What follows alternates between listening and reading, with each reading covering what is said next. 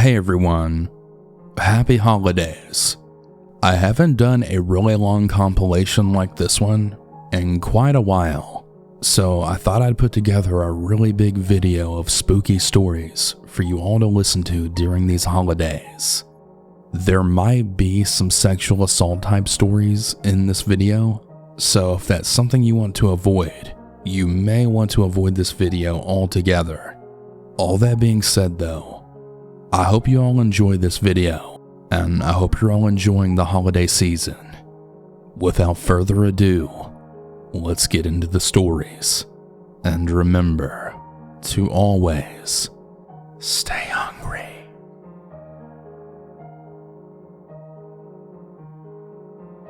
Now, this happened a while back. I'm not sure how old I was, but I was younger, maybe 8 or 9. I had traveled to Oklahoma for a basketball tournament with the team I was with. After we had played like 4 games, we went back to our hotel, and like all kids, we wanted to swim at the pool. We all went into the pool and we were having a lot of fun, when I realized that there was 2 guys sitting in some lawn chairs, just kinda watching us. I thought it was kinda creepy, but I was really having a great time with my friends. So I kinda just pushed it to the back of my mind. Now, it was also my coach's birthday, so we're getting pizza and cupcakes to celebrate. I saw eventually that those guys had left, which made me feel better. When the pizza got there, my mom rushed us inside, which I thought was kinda weird. We all had a great time, and we went to go change out of our swimsuits. A bunch of my teammates got in there with me, which by the way, there were about 8 little 8-year-old girls. One of the guys got into the elevator with us. Then, like something from a movie, my dad grabbed the elevator door to stop it and got in with us. The guy had seemed super uncomfortable now, and he got off the elevator ASAP. Now, I thought that was that, but my mom then told us that when we got to our room, what had actually happened. Apparently the guy had went to talk to my mom and had asked a whole lot of questions. Stuff like, why are y'all here? And who are those girls? But what really set me off is that he had asked my mom to go to the club with him. He made my mom really uncomfortable, and she told my dad. The guy had even started talking to her about his life, talking about his construction project he's working on, and so on. He just kept pushing for my mom to go to the stupid club with him. So when the pizza was finally there, that's why we had been rushed in so quickly. I just remember trying to sleep that night, but being terrified that the guy would try and get into our hotel room and hurt us. My brother slept with me that night because I was so scared. Luckily, nothing else ever happened to my family, but when we checked out of our hotel, we saw the guys in their construction vests passed out in the lobby. This might not be that scary to some, but it was pretty damn scary for 8-year-old me just trying to have fun with my friends.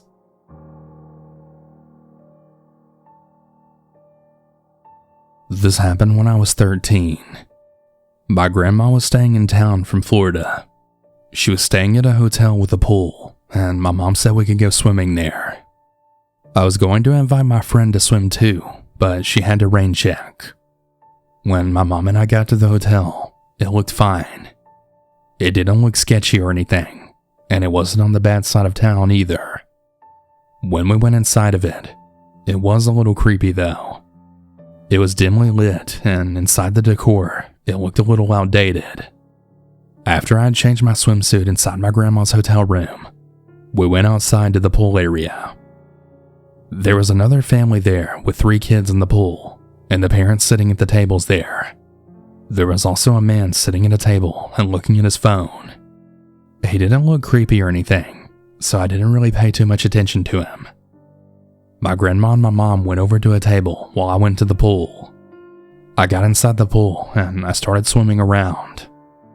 After about 20 minutes, I looked up and I saw the guy at the table now staring at me. I just looked away and went back to swimming. But after a few more minutes, I looked again, and he was still staring at me.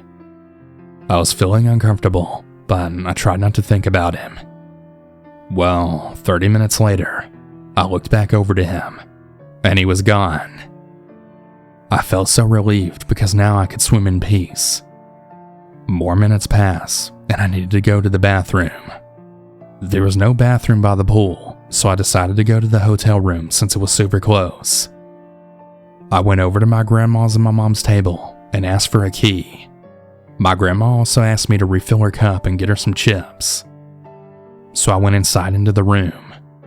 I was now at the door in this hallway. I felt uneasy and I started to look around. I could see a cleaner at the end of the hallway, as well as that guy from the pool on the other side of the hallway.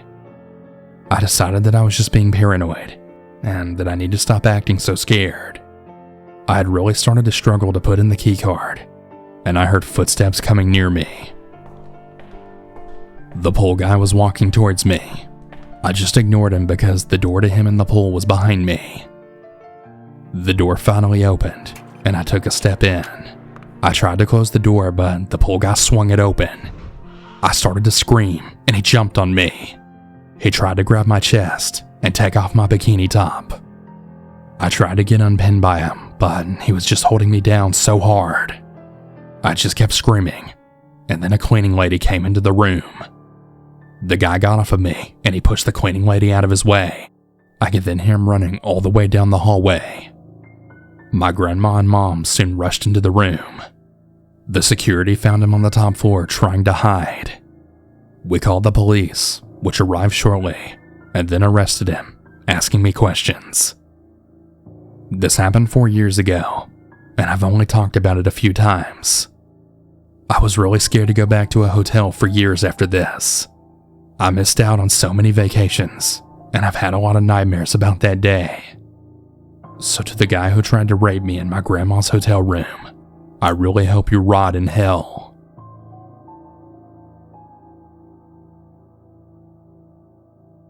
It was around 8 p.m. on the night of the 2nd, when I was looking through my Locanto personal messages.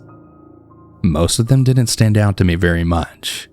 However, one of them caught my eye, one made by a user named Kendi13.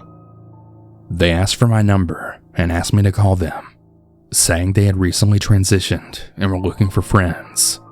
Not wanting to make a trans comrade feel bad, I obliged and I gave her my number.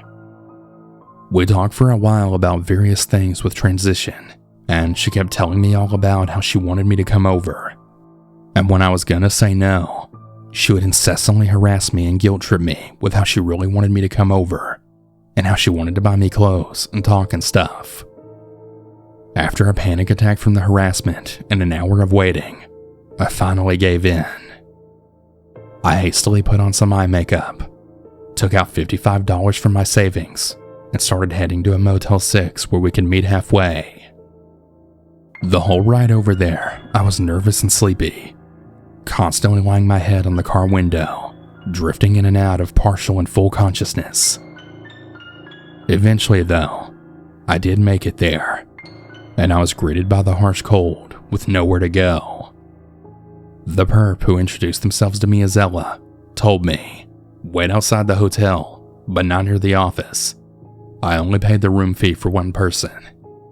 To which I did, though I did briefly step in the office to try and shield myself from the cold. But nobody had seemed to notice or even care. Right before she got there, she told me to wait near room 261, and that I had to wait for her to arrive. When she did arrive, I was confused, as she looked entirely like a man, but I figured she might have been going boy mode or something. We walked into the hotel room and we sat on the bed. We talked about fluff subjects before she got up and got ready to change. After she changed into female clothes, she lied down next to me and told me while she didn't prefer sex, she liked intimacy much more. I was relieved at first, thinking I wouldn't have to do any painful penetrative sex or the like. The next thing I remember, we were both sitting next to each other in the bed, me holding a glass bowl in my hand and her begging me to hand over the glass bowl as I'd been sitting with it for too long. I vaguely remember her rolling up a hotel slip, the one that contained the key to put some cream into a pipe, and another opaque white substance within the stem of the pipe. An instant snow type thing, that appeared to have the consistency of some kind of instant food paste. At this point, I was barely able to pay any mind to it, as she just kept urging me, relax, relax, you're overthinking it, stop being nervous, and other such things. Like a fool, I agreed, and I just kept smoking with her. After some time passed, she ordered me to put on this outfit, which, even though I was high, I still was very uncomfortable doing. It was this sheer pink outfit, with crotch holes in both sides, in a fishnet type pattern, and I felt uncomfortable, and I was also forced to put on this ill-fitting pink bra. When she saw I had body hair, she flipped out, grabbed me by my collar, and forced me into the shower. She forced me to strip down, practically yelling at me at this point with her body blocking the shower. I couldn't do anything but be on the verge of tears, as she forced me to shave my entire body clean. And every little fuck up, she would yell at me and say, "No, do it like this."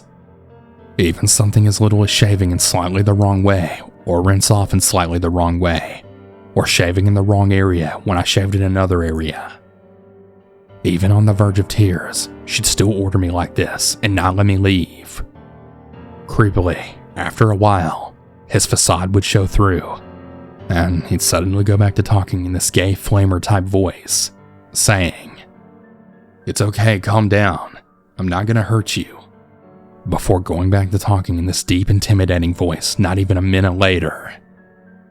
Eventually, after many minutes of nearly crying and shaking furiously, I was eventually finally let out, but not to anything better. My memory from this point onwards is a blur, but from what I recall, he turned on porn, and his facade had completely vanished by this point, speaking and acting entirely male, albeit still wearing the wig and constantly intimidating me.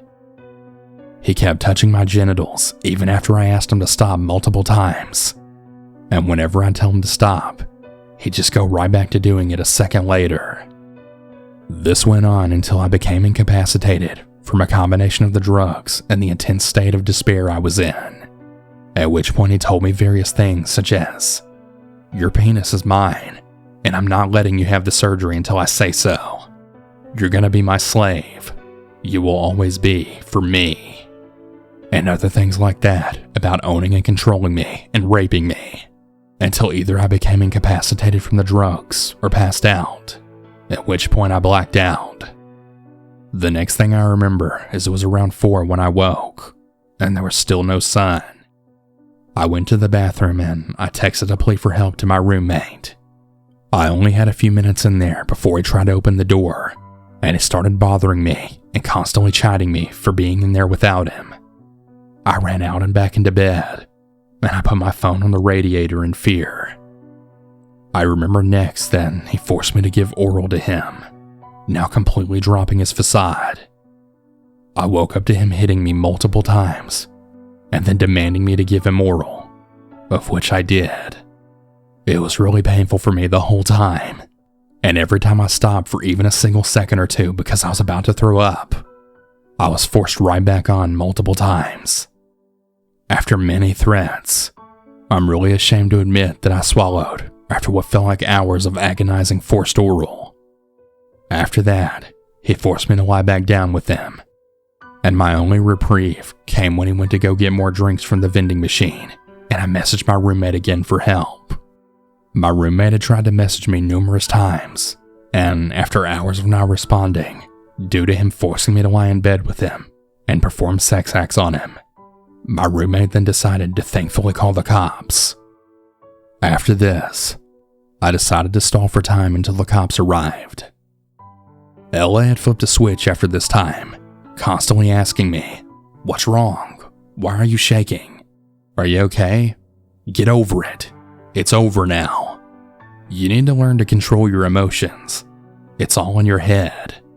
As if suddenly nothing bad had ever happened, and she was back to her normal friendly self, as if we had first met, and as if she was concerned and didn't just abuse, rape, coerce, and psychologically fucking scar me. As I waited hours for the cops to arrive, and with them not arriving, and him becoming suspicious of my paranoia, I thought he was on to me, and I convinced him to start driving me back home. I had to lie to guarantee my safety, and I told him that I'd been wrongfully declared as a missing person.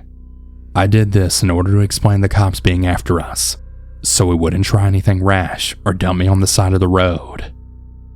He then proceeded to yell at me and coerce me into sending him a message and telling the cops that he was innocent, to which I obliged with the text message and gave an officer my number to talk to him later about the situation. He tried pressuring me again the whole time, and I had to stall for over 30 minutes without letting the cat out of the bag. I was scared and shaking the whole time, and he just wouldn't stop. I was holding my can of pepper spray the entire time, and occasionally filling my phone in my pocket, ready to activate emergency SOS if anything had gone south.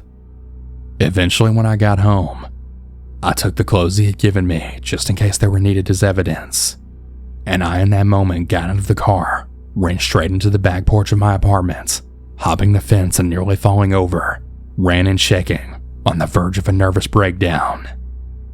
I threw the pillowcase full of clothes on the floor and lied down in my grandmother's bed, trying to gather my thoughts before calling the San Marcos Police Department, and then trying again to calm myself down so I didn't have a psychotic break.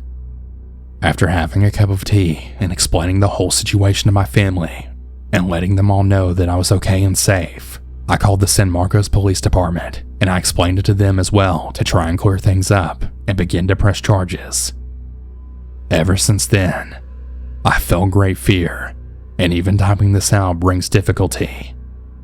This is all a blur to me, and it was immensely hard for me to recall this and type all this out, but I really hope this works for the case.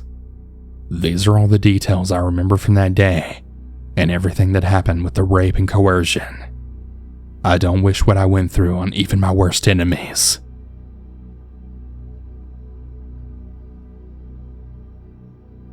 This might not be the scariest story for some people, but to me, it still gives me the chills. I'm originally from California, and I recently moved back after living in Texas for almost a year. My boyfriend and I drove across 3 states and made kind of a road trip out of it, stopping at different Motel 6s along the way throughout Texas, New Mexico, Arizona, and finally, California. Now, I know Motel 6 might not have the reputation as the bougiest place to stay, but when you're on a budget, it has all of your essentials covered for a very affordable rate, and we've stayed at several locations and never had a problem before. Well, that is until we finally got to California. We picked a Motel 6 that's right next to an airport in Orange County, which is where my parents live and where I'd be staying for a while. We got to the motel around midnight, and everything seemed fine. The next day, I went down to the car in the parking lot to get some extra clothes and other items, while my boyfriend was still asleep in the room. To get a better idea of the motel's layout, all of the rooms were located inside a hallway that was behind a glass door that you had to unlock by holding your room key in front of it. Our room was on the top floor, which could only be accessed by using the staircase. We parked our car in the area of the parking lot that was only several feet away from the staircase. Anyway, I had to open our trunk to get some things from our suitcase. While I was digging around in the suitcase, I then heard someone say, "Excuse me," in a soft, distant-sounding voice. Now, I didn't think much of it, so I ignored it at first. Then I heard it again, this time louder, so I looked up. I saw a dark-skinned man in a black SUV parked 2 spaces away from me, looking directly at me. Once he thought he had my attention, he asked if I'd seen this girl that he apparently had a picture of on his phone, and he proceeded to pull out his phone to show me a picture. Right away, warning bells started to go off in my head. I knew if I came over to his car to look at the picture, it could possibly end badly. However, I did catch a glimpse of the phone just briefly for less than a second, and what I saw made my heart rate speed up in fear. It was a young-looking blonde girl with pink streaks in her hair and pigtails, and there were several smaller pics next to it, which means that he probably more than likely just did a quick Google search, meaning there was no girl, I slammed the trunk shut, locked my door, and ran up the stairs, yelling something like, "Sorry, my boyfriend's texting me," in a shaky voice.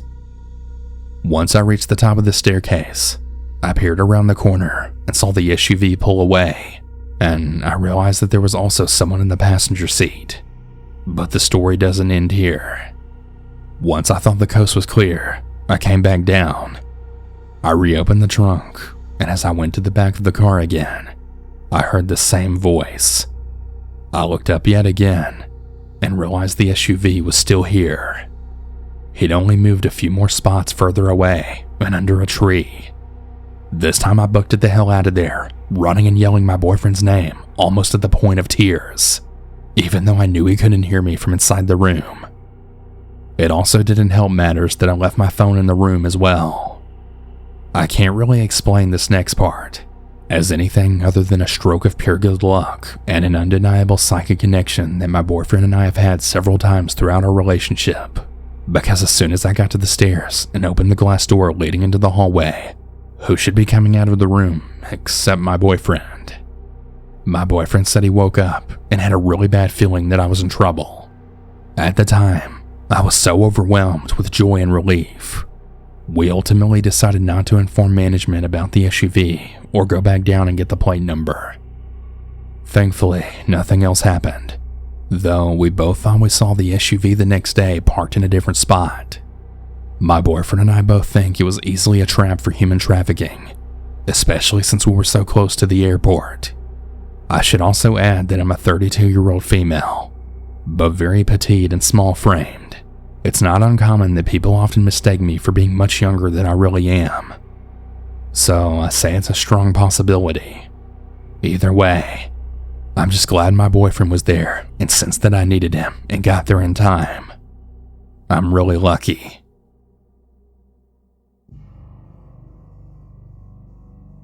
This happened about 3 years ago. I'm a 31-year-old female, by the way. So I had a coworker at the time that would always talk to me about this one guy she met on an online dating site and how much she liked him. Eventually, I let her talk me into trying the site myself. I wasn't really sure about it at first, because I've never really been on a dating site before, nor have I ever thought about it, because it just wasn't my thing. But then I said, what the heck, why not? And I went on ahead and made an account. It was OkCupid, I believe. There were a lot of men messaging me, saying things like, "Hello, beautiful," or "Hi, sexy," and all kinds of other boring things that didn't really interest me. Fast forward about 1 week later, there was this one guy that kind of stood out to me. I can't even remember what he said, but all I remember is for some reason, he really caught my attention, and I responded to him. He was a nice looking guy, and he lived in Baltimore. I lived in Atlanta, but I liked his conversation, so I didn't mind. He seemed very normal, so I thought everything would be okay. We chatted on the site for a few days, then we decided to exchange numbers. And again, he seemed really normal at first. Now, here's where things get weird. So, on the second day of talking to him on the phone, I guess he got really comfortable with me, and he started telling me some really disturbing things. He told me that one time when he was in the army, he went to a bar with a few of his friends, and he met this girl. They started talking, and then after about an hour or so, they went outside to his car, I guess to make out. And then one thing led to another, and he ended up raping her. I was in complete shock when he said that. I felt my heart just drop into my stomach.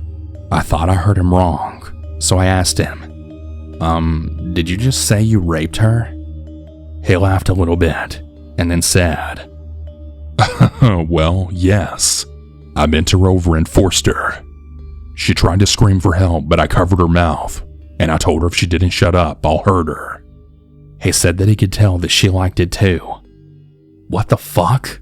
Who in the world says that someone liked to be raped when they were clearly crying and trying to scream out for help?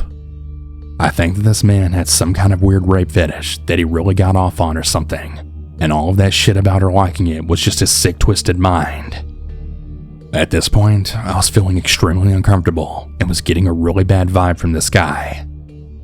After listening to him tell me that story, I knew this man was sick and I didn't want to continue talking to him. But for some reason, I did. He then started telling me that he was married before and he has a son, but that she left him for another man. And so he hid in her bushes one night with a gun, waiting for her to come home. He told me that he actually planned on killing them both that night, but she saw him hiding in her bushes and called the police on him. The fact that he hid in her bushes and said that he was going to kill them was absolutely insane to me. I have no idea why he was telling me these things, but I knew that there was no way that I was going to meet up with this guy. And the most disturbing part is, he acted as if his behavior was normal. But the last straw was when he tried to get me to move to Thailand with him. He told me that he had some kind of job offer there, and he wanted us to get married and move there. I've only been talking to this man for a few days. We haven't even met in person, but he's talking about marriage and moving in together? What the fuck? I told him no way, and I made some excuse about not wanting to move away from my family and friends here in Atlanta. He got really upset and he said that I should stop being a baby and just move away with him. He then said, "I mean, come on. You're a big girl, right? I think it's time for you to start making your own decisions and move away from your family and be with me." There was seriously something wrong with this guy. He then goes on to say that he doesn't allow his woman to work. He wants me to stay home at all times until he gives me permission to leave the house. He had these weird sexual fantasies about him breaking in the house and tying me up and sharing me with 3 of his friends. He demanded that I do this with him whether I liked it or not. He also said that I can only talk to my friends or family with his permission. This man was a complete psycho. I told him that he's making me very uncomfortable and that there's no way I'll be getting involved with him whatsoever. I told him to lose my number and to never call me back again. He got very upset and started screaming at me, telling me that I was stupid for ruining everything, and that all women are the same, and that he was going to marry me and give me a great life. He called me a bitch and said a bunch of other crazy shit that I can't really remember. I immediately hung up the phone on him and blocked him. I also deleted my OkCupid account. Oh, and I forgot to mention that he tried to get me to do sexual things with him on Skype, and also send him videos and nudes. And every time that I told him no, he would get really upset, then try to pressure me to do what he really wanted me to do. What a creep he was. I tried to Google him and see if I could find any info on him, like mugshots or anything else about this creep. But unfortunately, I got nothing. He tried to call me from a different number a few times after that, and he messaged me on Facebook, but I just ignored and blocked him, and I never heard from him again after that. I know this story wasn't really that scary, but I hope my story can really help someone out there realize that there are some really sick and disturbed people on these dating sites. Please be careful on those sites. I just thank God that all the red flags were revealed to me early on, and that stopped me from meeting up with them. I can't help but wonder what this man would have possibly done to me if he did. He probably would have kidnapped and raped me, or held me hostage somewhere. He seemed like the type that would do such a thing. He definitely gave me rapist vibes. I kind of even feel like he might have been part of that sex trafficking stuff too. That's why I was so anxious to get me to leave my family and go away with them. I don't really know though. It's a scary thought, but I'm really glad I never had to find out.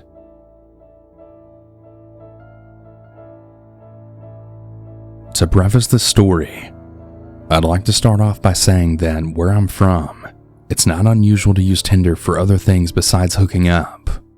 Some people use it to make friends. And back in 2020, when I was 22 years old, I was on the app for that exact reason.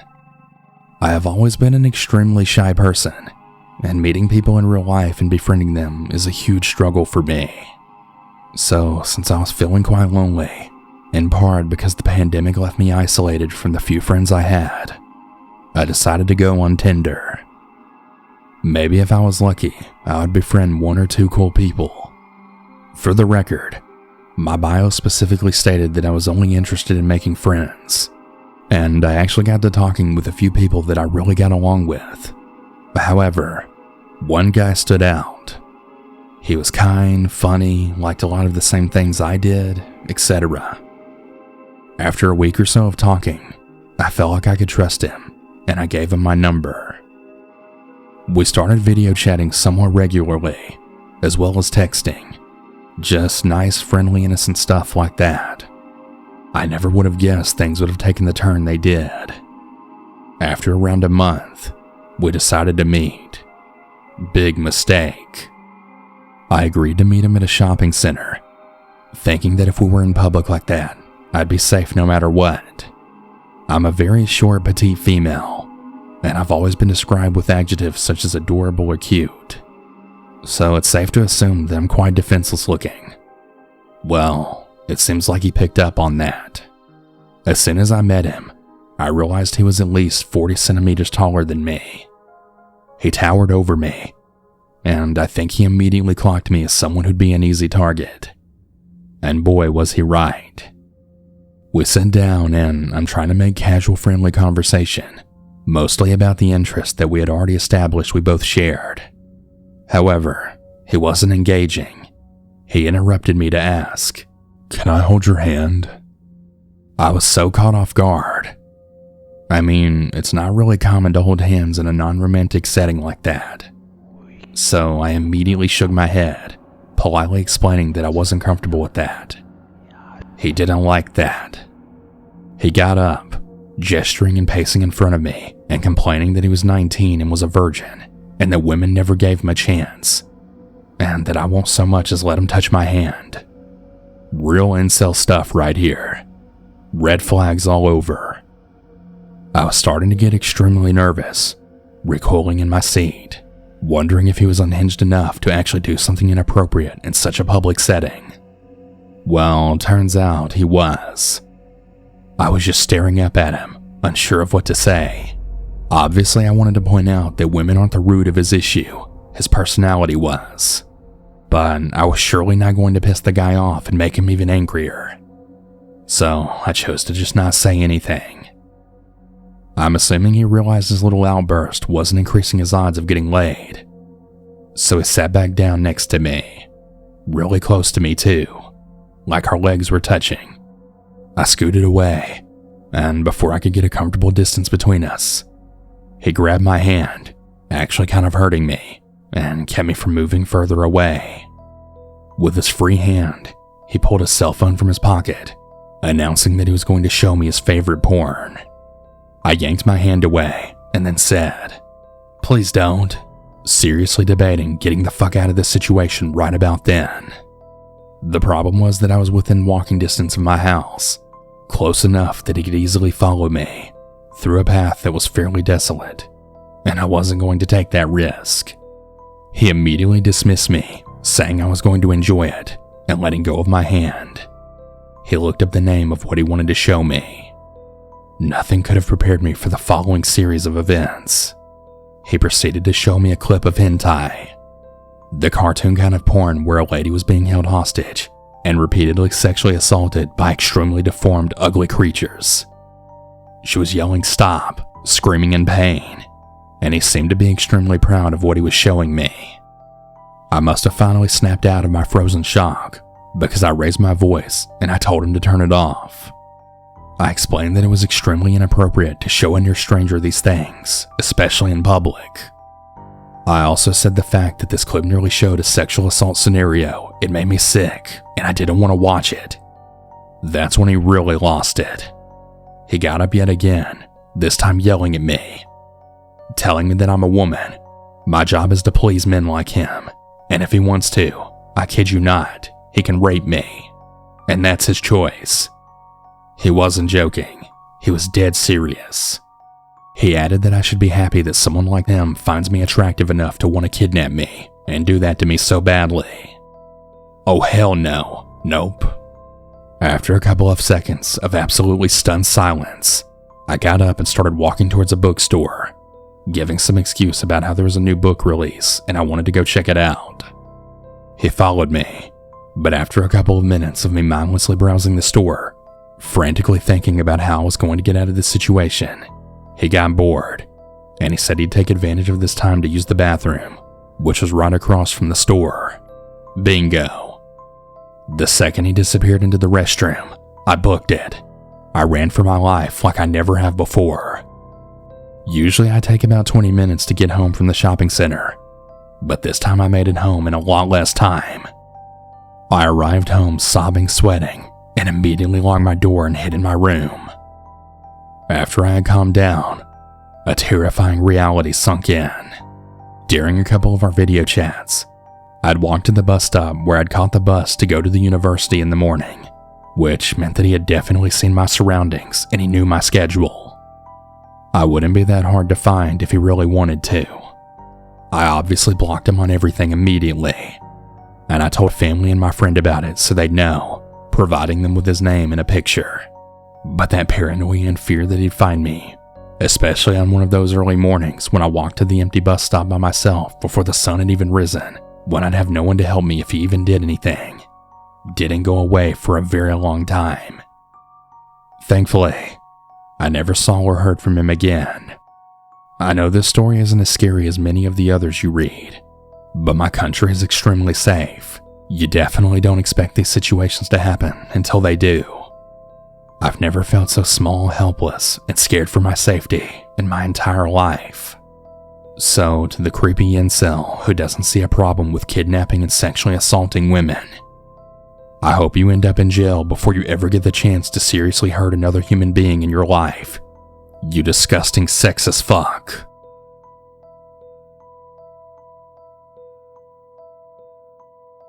My name's Emily, and I'd like to give a little disclaimer before I start. I know a lot of the decisions I made in this story were definitely not the smartest. I kick myself now for not knowing better, but I just remind myself I was naive and trusting and still a teenager.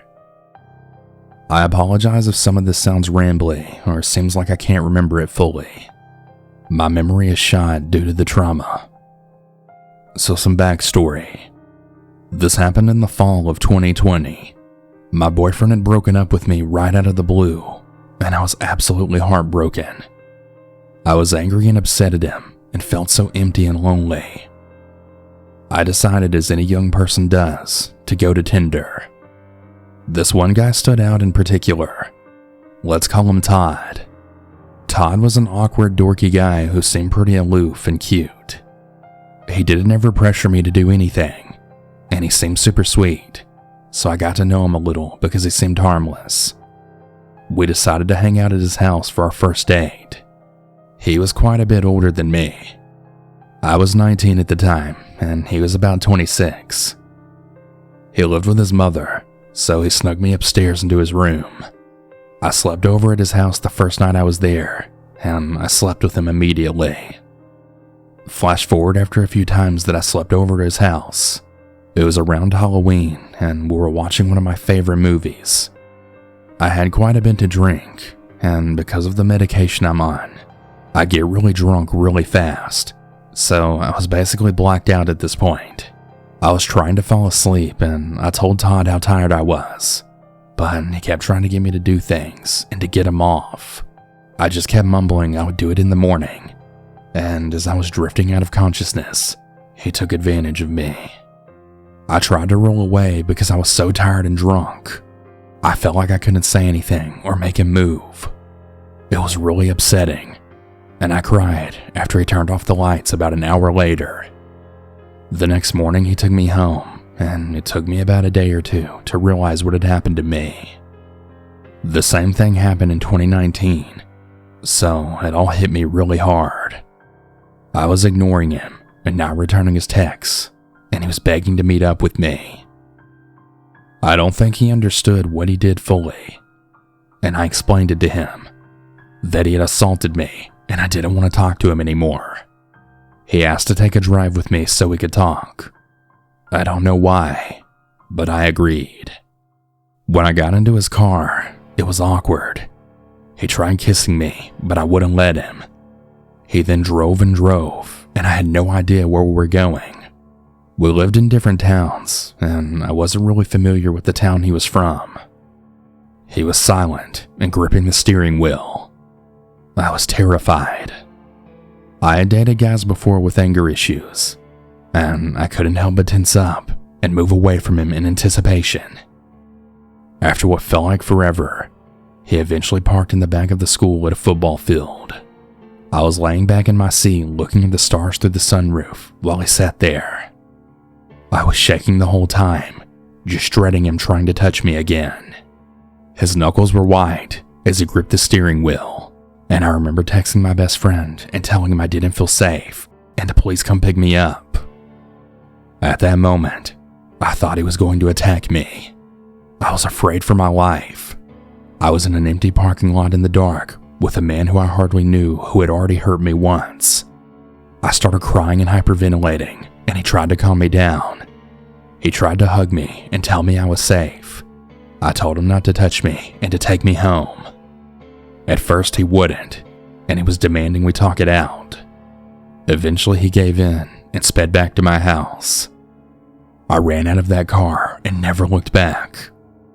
Later on, I blocked him on everything, but I swear, I really thought in that moment that I was going to die. The silence, the anger I could feel radiating off of him, the empty parking lot. It all just seemed like a textbook true crime story. He's tried to contact me since, but I've blocked every attempt. At one point, I had made myself an OnlyFans and had gotten a DM request for just a phone call. And since it's anonymous, I agreed. That is, until he told me his name. It was Todd, and he had been watching me and keeping tabs on me since I dropped him. Mind you, this was about 6 to 7 months after we last spoke, and although I could really use the money, I couldn't bear going back and talking to him. I blocked him again and tried to forget he even existed. Now I know this may not be the scariest story, as nothing really happened, and it may have all just been my anxiety at the end of the day, but it's one of the scariest things that's ever happened to me, and I had to share my story. Thank you for listening.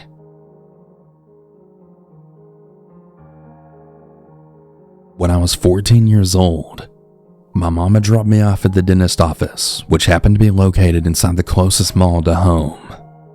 She told me to give her a call when my appointment finished, but I had forgotten to bring my cell phone with me.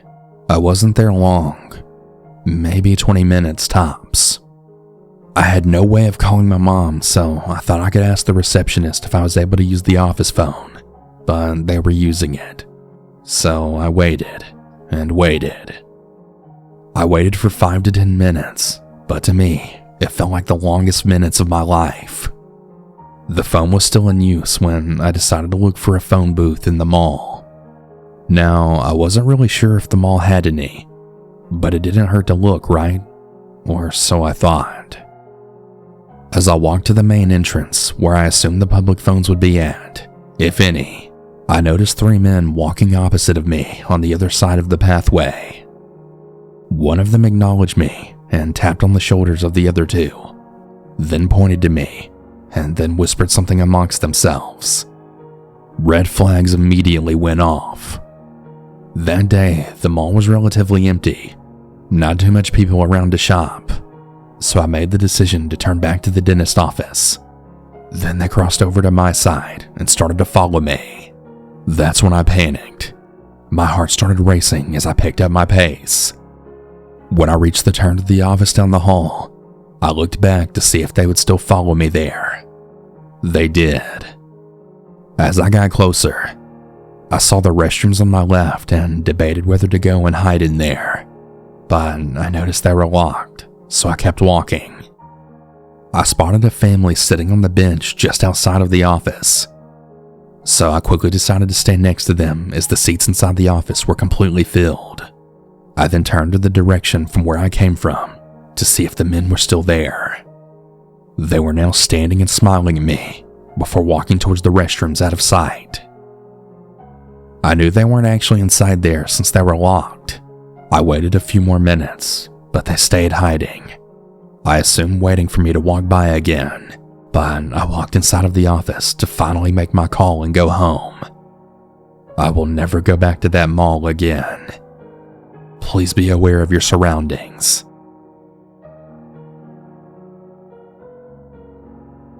I'm a 16-year-old female, but at the time of this story, I had just turned 14. And with this, was just starting to get some freedom and trust to be more independent. The story I'm going to share is something me and my best friend experienced together. Like I said before, we were getting trusted to do more things on our own, like going to the mall and stuff. Me and my friend Aileen had gone to the mall together all by ourselves. She and I had been running around the store carelessly and had been having a great time when we wanted to stop by for the photo booth. So me and her go sit in there, and after we take the pictures, I tell her that I'm going to go throw away something. The nearest trash can was about 30 feet away, I think. So I walk towards the trash can, and I see these 5 guys standing by it. They look to be around the ages of 18 to 20. I had noticed them looking at me, and so I smiled at them before walking away, not giving it another thought, and we just keep going around in the mall. Over the span of about an hour, I see them about 5 to 7 times, but I just thought it was a coincidence. Well, me and Aileen take a short break, and we sit down on a bench in between the stores, just talking. We see the boys yet again, but this time much closer to us. They're kinda just walking around in slow circles all around us. I wasn't paying much attention to them, but that's what it seemed like. Well, after a few minutes of this, one of them comes up to me and starts speaking Spanish to me. I speak Spanish as well, so it wasn't that hard to communicate and see what he wanted. He went on to tell me just how beautiful my big blue eyes are, and I just said thank you. He kept giving me compliments about my appearance, and I just kind of looked at my friend, giving her that "we really need to leave" look. The guy starts asking for my Instagram, and I'm more than uncomfortable at this point, so I just tell him no thank you. He keeps pushing for it and inching closer to us. After he gets that I'm not giving him my Insta, he opens up Snapchat and he asks for my Snap, and again, I just tell him no. He keeps pushing it and asking for different social medias as well as my number. I'm getting really overwhelmed at this point. I then stand up and I get in his face, telling him, "No, I'm not giving you shit." And at this, he seems to get the hint, but he moves on to Aileen to do the same exact thing, asking for her socials. I didn't even let him finish a sentence before I then yell at him to leave us alone. I then grab Aileen and we speed walk away. I was beyond mortified. I told Aileen that we needed to tell her parents about it when they go pick us up, but she kept saying it wasn't a big deal and to drop it, so I did. I noticed those guys a few more times on the way out of the store and in the parking lot waiting for Aileen's parents to come get us. I even got a little worried that they were following us, but I'm sure that was just in my head. When I finally got home, I told my mom about it. She went on to explain to me that things like this will just happen to young women, and I need to be careful. This next part really freaks me out. I don't remember how I got this piece of information. I think my mom told me, but I somehow found out that there was a sex trafficking ring all around that mall. My mom had told me that those guys were probably a part of it, and that she was really proud of me for not giving them my socials. As if I'd be stupid enough to do that. But anyway, that's my story. To all the young women and men out there, do not give your socials or anything else to any stranger who asks. Always tell your parents about the situation and let them handle it.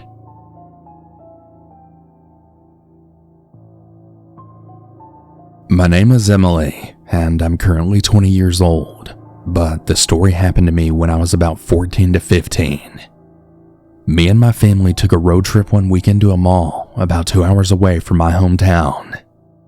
It was my mom, grandmother, brother, and myself. The mall was located in a smaller town in Georgia, and we had visited many times before. During this time in my life, I really wanted to be able to go off on my own. So I split up from my family at the time and decided to go into Claire's.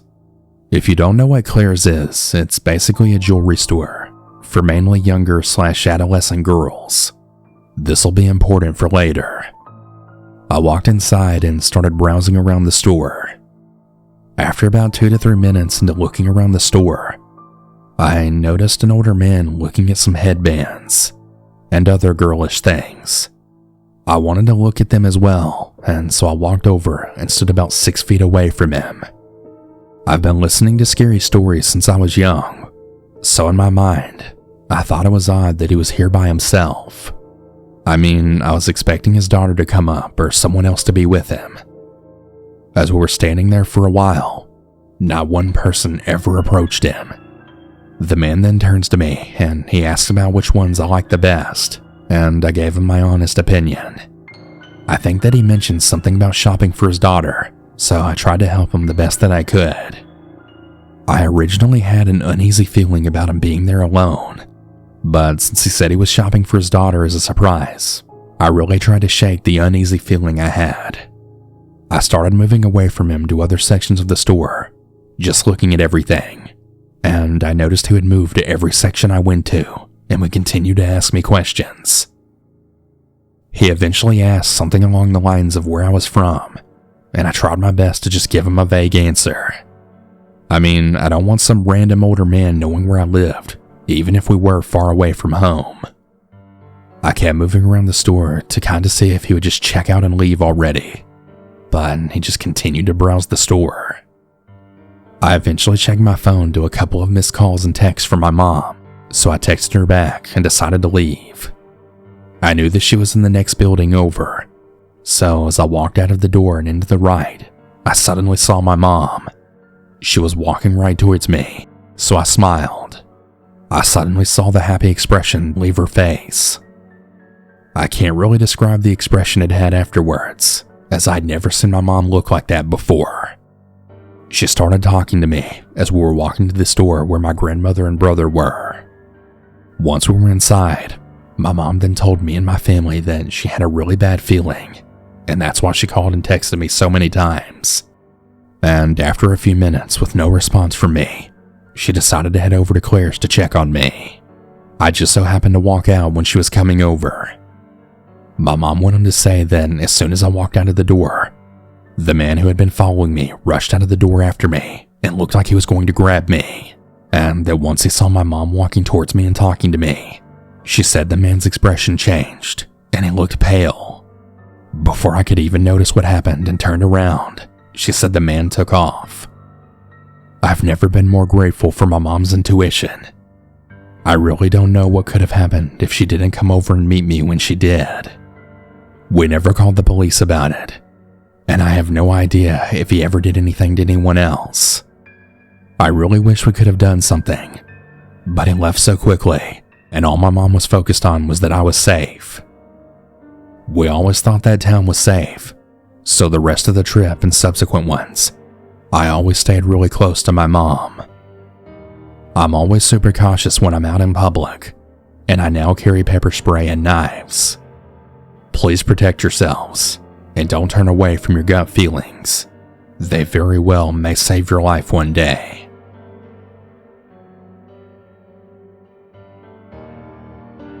Back in 2018, I used to have this friend, Keely. We were practically inseparable, and we hung out almost every day. One early fall night, we decided to catch a late night movie at a theater in downtown Denver. We ended up catching the last showing of some ridiculous raunchy comedy that was very popular at the time. The movie theater is in the middle of an outdoor mall called the 16th Street Mall, so we had to park the car a few blocks away and walk about 5 minutes to the theater. On our way to the movie, we noticed this guy across the street dressed head to toe in white street clothes, with the exception of a blue bandana I spotted in his jacket pocket, and he was trying to get our attention. At first, we thought he was talking to someone near us, as it was an open mall, and even though it was about 9 o'clock at night, it was still fairly crowded.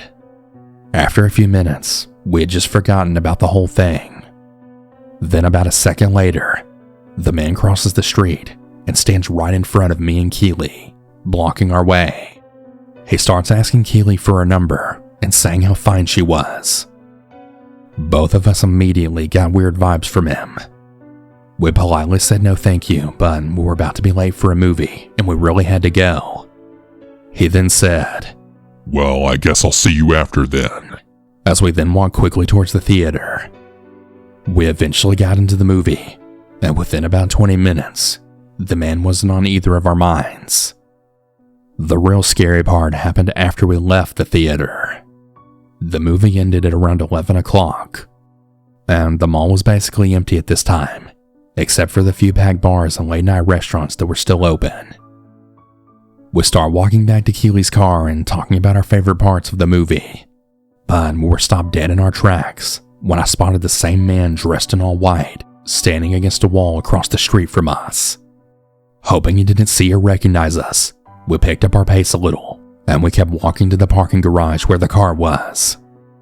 About a minute later, the man then comes up behind me and Keely and says, "Oh hey, there you girls are," then pushes in between us and puts his arm around Keely, preventing her from running away. Now, we're both in college at this time, and my major just so happens to be criminal justice. Because of this, I tend to be more aware of situations.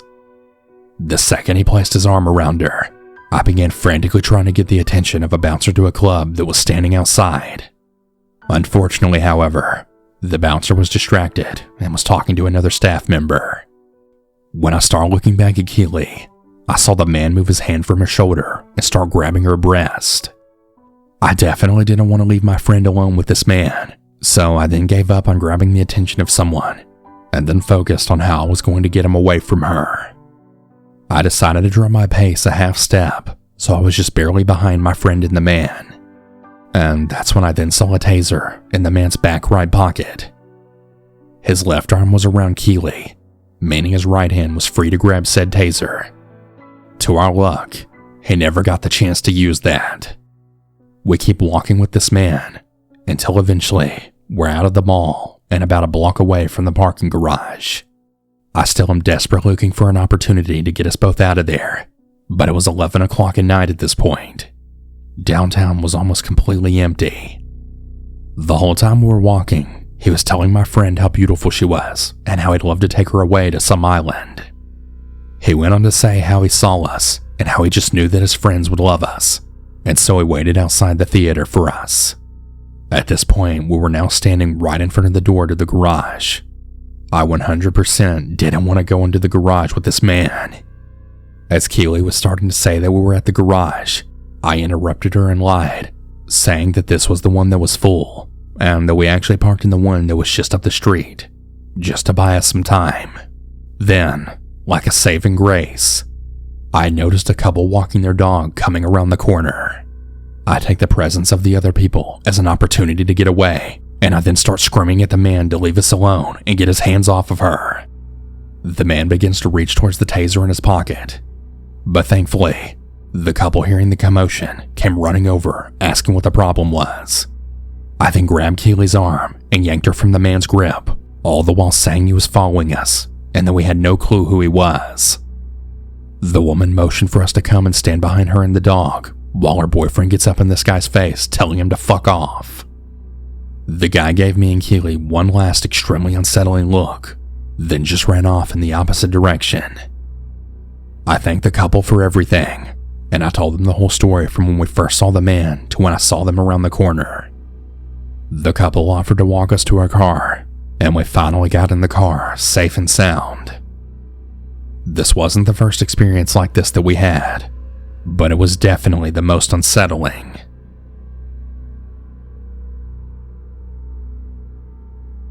I work in home bargains 3 nights a week. I'm 17 and still at college, so at the moment I can only work part-time, but for a teenager, the money's pretty decent. Our store is in a rough area, so we get a lot of creeps, especially at night. But one creep took it way too far. I was working one weeknight and I checked the time, realizing that it was almost time to close the store. I was excited, as I was at college all day before my shift, and honestly, I just really wanted to go home and sleep. It was around 8:30 p.m., and it was winter. It was dark already. We close at 9 p.m. on weekdays, so after 8 p.m., we're usually quiet, with only a few customers in the store. My manager had told me to tidy the suite and drink aisles, and as much as I hated the idea of it, I grabbed my trolley and started tidying the Coke and Pepsi bottles. After about 15 minutes of tidying, I noticed a strange guy standing by the suites. He was a young-looking man wearing a black cap and a black winter coat. He was a lot taller than me as well. He just stood by the suites, holding a packet in his hand and staring at it. In general, he gave me really weird vibes, and so I turned my back to him and continued to tidy. Another 10 minutes passed, and I looked over my shoulder to see the guy still standing there. I looked at him, and he must have felt my eyes on him, because a second later, he looked right up at me. I turned my head as I saw him make a creepy smile and slowly walk over to me. He leaned close to my ear and then whispered, "Hey, sorry to bother you, but how much are these?" I jumped back a little and turned to look at him, confused as to why he would ask me that when it clearly said 29p on the packet. "It's 29 pence, just like it says on the packet," I said, and continued to tidy. He thanked me and he told me to have a good shift before walking back to the suites. I was really creeped out by him already and just wanted to finish tidying. A few minutes later, he came back, leaning in close again. "Hey, sorry to bother you, but what time do you finish your shift at?" This question startled me. Why did this guy want to know when I finished? I also must mention that this guy looked to be in his early 20s, and I'm still under 18. What I said next was the biggest mistake of my life. I finished at 9 p.m. I wish I never said that. He smiled and thanked me, yet again walking back to the suites. I watched him leave the suite aisle and slowly wander around the store. Keep in mind, it was 10 minutes until we closed, and there were no other customers. Well, just as it hit 9 p.m., he bought the sweets and a bottle of juice. He left, and I then clocked out as soon as possible, feeling creeped out and just wanting to go home. I didn't think much of it, and so I decided not to tell my parents. I wasn't in work again until a week later, and it was yet again another closing shift. I was tidying the suites again right around the same time as the week before, when I turned to see that same guy yet again. I won't bore you with the details again, but he came over to me and again asked when I finished and when we closed. I tried to be blunt with him just in case he had a crush on me, and so he could see I wasn't interested. Again, he stayed at the suites for about 30 minutes before wandering around the empty store. Just like the week before, the only thing he bought were the sweets right before he left. The guy didn't show up for a few weeks after that. I was kind of glad, as I didn't want to have any more awkward conversations with this guy. I was working another closing shift, and as I went to clock in, my friend, let's call her Mia, had stopped me. "Hey, remember that guy you told me about? He was standing outside the store after we closed last night." I froze. Now, our store is in a mall, so all the other stores were closed too. This guy was standing by the stairs with his head down and his head back to the store, as Mia said. She also said that when he saw everyone leaving, he ran. Another one of my coworkers claimed to have seen him too. Mia then begged me to tell my manager, as this guy had never spoken to any other employee other than me, and so I did. My manager then told me to inform someone if I happened to see him again, so that they can keep an eye on him. I felt a little bit safer now knowing that my managers were aware of the situation. Again, more weeks pass, and I saw nothing of this guy. I was just really hoping the guy was gone for good this time. It was yet another closing shift, but this time I was tidying the cleaning aisle just before we closed. I made my way to the bottom of the aisle and turned the corner to go into the next aisle. When I saw him, I felt my stomach drop as he gave me that same creepy smile. He whispered a "Hi," but before I could say anything else, I ran to the tills to go find my friend. I told her to call a manager immediately, clearly in a panic, when I saw the guy following close behind the tills. I walked away to find a manager, and the guy left, buying sweets again. I informed my manager, and she took me out to the back office to look at the CCTV footage. I showed her the guy following me on the cameras, and she kept it paused on his face. I was really glad that they now had his face and could identify him if they saw him. She let me go to clock out with my friends as the store was now closed. I was shaken up and wanted so badly to get home. My coworkers and I got to the tills and paid for any shopping we needed. I stood in line planning to buy some sweets when my coworker came back into the store after she had just left. She looked really worried, then said, "He's here." Again, I froze, looking out the window of the store to then see the guy waiting by the stairs again in the closed mall with his head down. I panicked, and my manager then told me that he would walk me to my car. As we walked past the guy, I kept my head forward. I thanked him as I got into the car and saw the stalker leave the mall. It's been a few weeks, and I haven't seen the guy since. I'm hoping he was just a creepy guy who didn't know how to talk to girls and meant no harm. It's still scary to think about, though, of what his intentions could have been by waiting on me to leave work. But it still really scares me to go to work in fear that he may come back.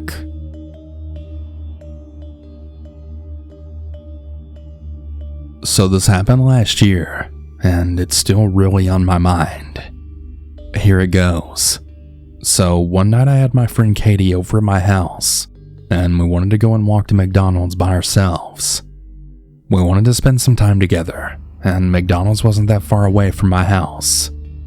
My mom said we could go, and soon after, we'd started our journey and began walking outside in the dark, heading to the McDonald's.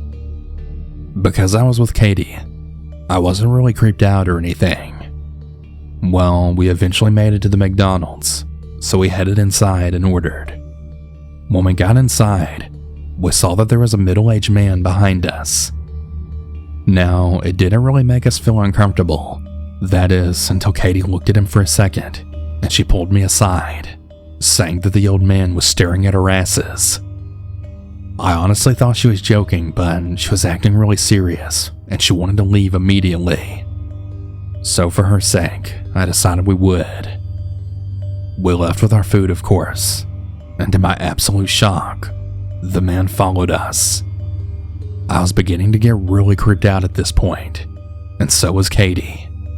We started speed walking, and the man was as well, telling us hard now.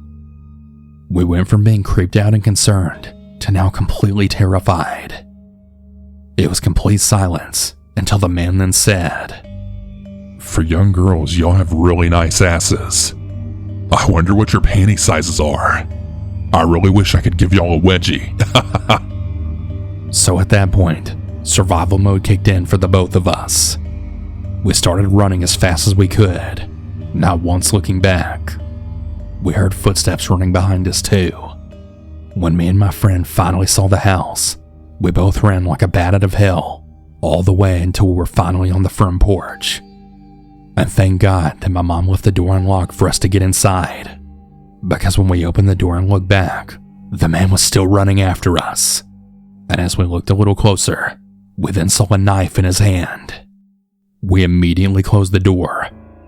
My mom, with a look of confusion on her face, asked what was going on.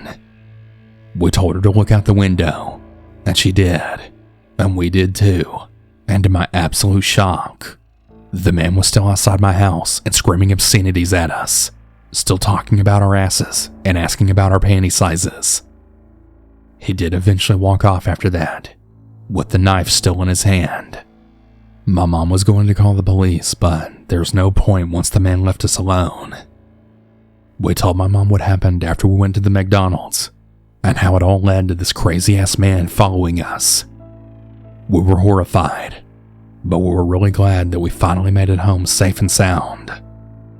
A lot of people might think this story is too mild to even be considered scary, but for me and Katie, this is one of the creepiest experiences to have ever happened to us.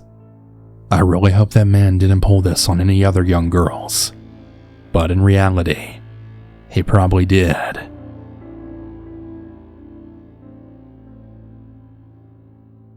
For some background, I'm a 26-year-old female that spent my childhood living between a semi-big city and a college town. I have 2 older brothers that are 8 and 6 years older than me, and a sister 3 years younger. Before my parents met in corporate America, my dad was a police officer. This is relevant later. From the time I was born until I was 8, my family still lived in my parents' starter home from the 90s. When they purchased the home a few years before I was born, the neighborhood was blossoming, literally. There used to be most well-maintained yard competitions, full of newly married couples having their first kids and families. My granddad lived a block away. Some of the neighborhood kids were my brother's ages, and other neighbors had kids that I'd grow up through my toddler phase with. Before I get into the story, I need to set the stage for how the neighborhood grew with my siblings and me. As we grew up, my brother's friends grew more and more mischievous. There were gangs that controlled the middle school bathrooms, making other kids pay money or take a beating to go in. We had bomb threats from the time I was in first grade, and they happened so often that I remember, instead of getting scared, sitting in a field watching my teacher go into a building and just thinking, I really hope she doesn't get blown up today. The neighborhood school slowly added more and more security measures to the point where the fence around the playground looked like a prison yard. The teenagers would break into empty houses and light grease fires, old Christmas trees, etc. When I was 7 years old, my granddad was diagnosed with stage 4 lung cancer. He was in in-home hospice care, and he had a plethora of medications to manage his pain and comfort. He heard a knock on the door, and thinking it was the cable man, told them to come in. To his surprise, a young man my brother's age walked into his bedroom. The teenager sat at his bedside and had pleasant conversations with him, until he picked up several bottles of my granddad's painkillers and left. The teenager was later found passed out in the driveway right across from my granddad's house and was in an overdose-induced coma last I heard, which was nearly 2 decades ago. Now the neighborhood McDonald's. Next door there was a small strip mall with a Subway and a wing house, and the McDonald's parking lot had 2 entrances on opposite sides. Being 7, I requested only a plain cheeseburger and my Happy Meal. This McDonald's had a habit of not following this customization, and since I would refuse to eat it, my parents had to go back through the drive-thru to get another one. On this night, it was already dark, so it was after 8 p.m., and my parents had taken my 4-year-old sister and me through the McDonald's drive-thru. Again, I was 7, so I don't really remember the exact time or why we were at McDonald's so late. I got my Happy Meal, and to no one's surprise, my cheeseburger had all the condiments. Ketchup, mustard, onions, everything. All of the enemies of a 7-year-old. My dad was driving our SUV, and as we turned around the building to go back into the empty drive-thru, a sedan came racing into the opposite side of the parking lot to a swerving stop, and the passenger door flew open. With my dad's calm background, he instinctively knew that this was about to turn into a very dangerous situation. He took a sharp turn and placed our car between the sedan and the opposite exit of the lot, preventing the car from exiting without having to hit the building. Probably not a great move with 2 young children in the car, but his cop instincts took over, and I digress. Within seconds, we saw red and blue lights from all sides and heard sirens wailing and police cars then squealing in. my dad quickly pulled our SUV into a parking spot. Suddenly, the entire McDonald's brick outside and golden arches were totally highlighted red and blue, and officers had guns pointed at the sedan, demanding the driver and passengers to get out. A woman sat in the driver's seat sobbing, and a man jumped out of the passenger seat, gun aimed at the police, using the door as a shield. Another man sat in the back seat, making no movement. Shots were fired on both sides, and the man took off running into the only corner of the lot that contained woods as officers sprinted after him. Multiple officers rushed to remove the woman and the other man from the car, and they had them in cuffs, while my dad stepped out of our car to talk to the remaining officers at the scene. The officers informed my dad that the armed man robbed the Subway next door shortly before. The man shot both young female workers, killing one in the store and forcing the other to crawl to the wing house, leaving a trail of blood behind her while she desperately scraped her entire body on the concrete, fighting for her life in any way to get help. She was able to get the hostess to call 911 and eventually recovered in the hospital. I no longer wanted my Happy Meal, as my 4-year-old sister and I cried quietly in the car, while my mom tried to comfort us with a terrified look on her face. We left the situation with the cops and went to go check on my granddad. For the rest of that night, I honestly thought the man was going to find us, and I jumped at any tap in the night. I moved to my college town when I was 8 and attended university there before moving to my post-grad job in New York City. I spent 3 years there and have since moved back to my original hometown.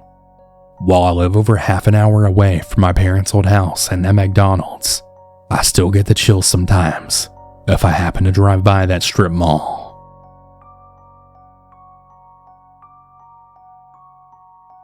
So back when this story took place, I was 16 years old.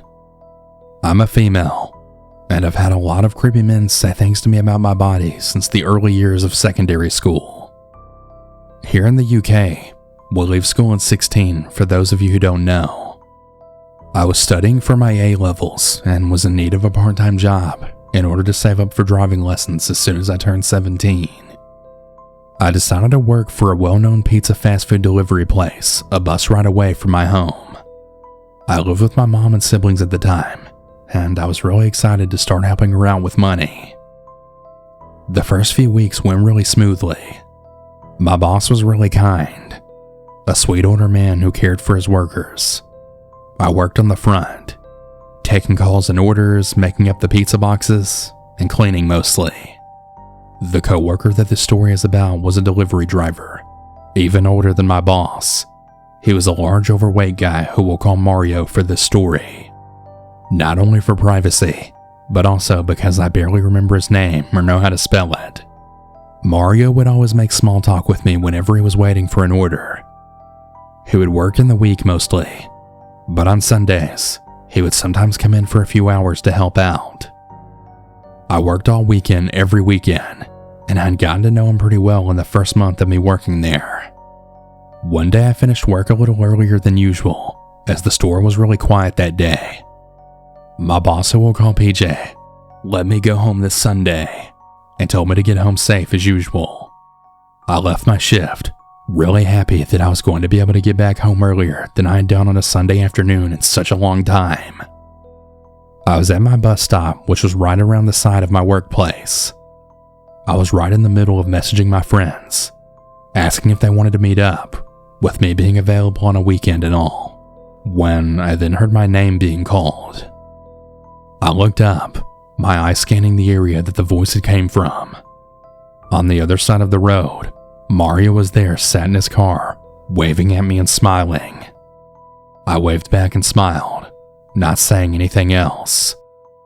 As I was about to carry on messaging my friends, he called me again, this time adding something else. Hey, did you want to ride home? PJ just asked me to see if you needed one. He questioned cheerfully.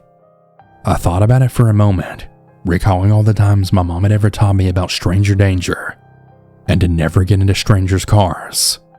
However, I knew this guy, He seemed harmless, and I also trusted PJ's judgment of this man, so I decided to take his offer. With it being a Sunday, the buses were so staggered, and the next one wasn't due for another half an hour or so. I then stood up and headed over to his car. I asked him if he was sure, and he nodded. I got in the passenger side and did my seatbelt, while he explained that PJ had also just let him off early, and mentioned that I had left not long ago. We set off and I thanked him, thinking about how thoughtful and nice he was, but I was completely wrong. He pulled into the next street and I told him where I lived. He slowly tapped in the postal code into his navigation app on his phone. Then he just kind of sat there.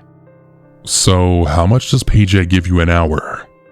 Mario asked me, which caught me off guard. I guess it's a normal thing to ask, but Mario and I weren't super close, and it just seemed really off to me. I just responded with my answer, and I asked him if he could start back up his engine, as I really needed to get home to help my mom with something. Of course it was a lie, but I couldn't think of anything else off the top of my head. He just smiled and nodded, turning his key and slowly pulling off the curb. He was following the way that his phone was saying, so I wasn't super on edge. He told me how much he makes and what that equals to a year, telling me how he has lots and lots of money and stuff. I just kept saying how nice that was for him, not really giving him much to go off of, as to be honest, I really didn't care. He then asked me my age, and this is where it gets really weird. I told him I was 16, and immediately his face lit up. He smiled widely, nodding enthusiastically. 16? But you don't look that young. You have the body of someone older, he said, looking down to my thighs and my chest. I felt sick as soon as he said it.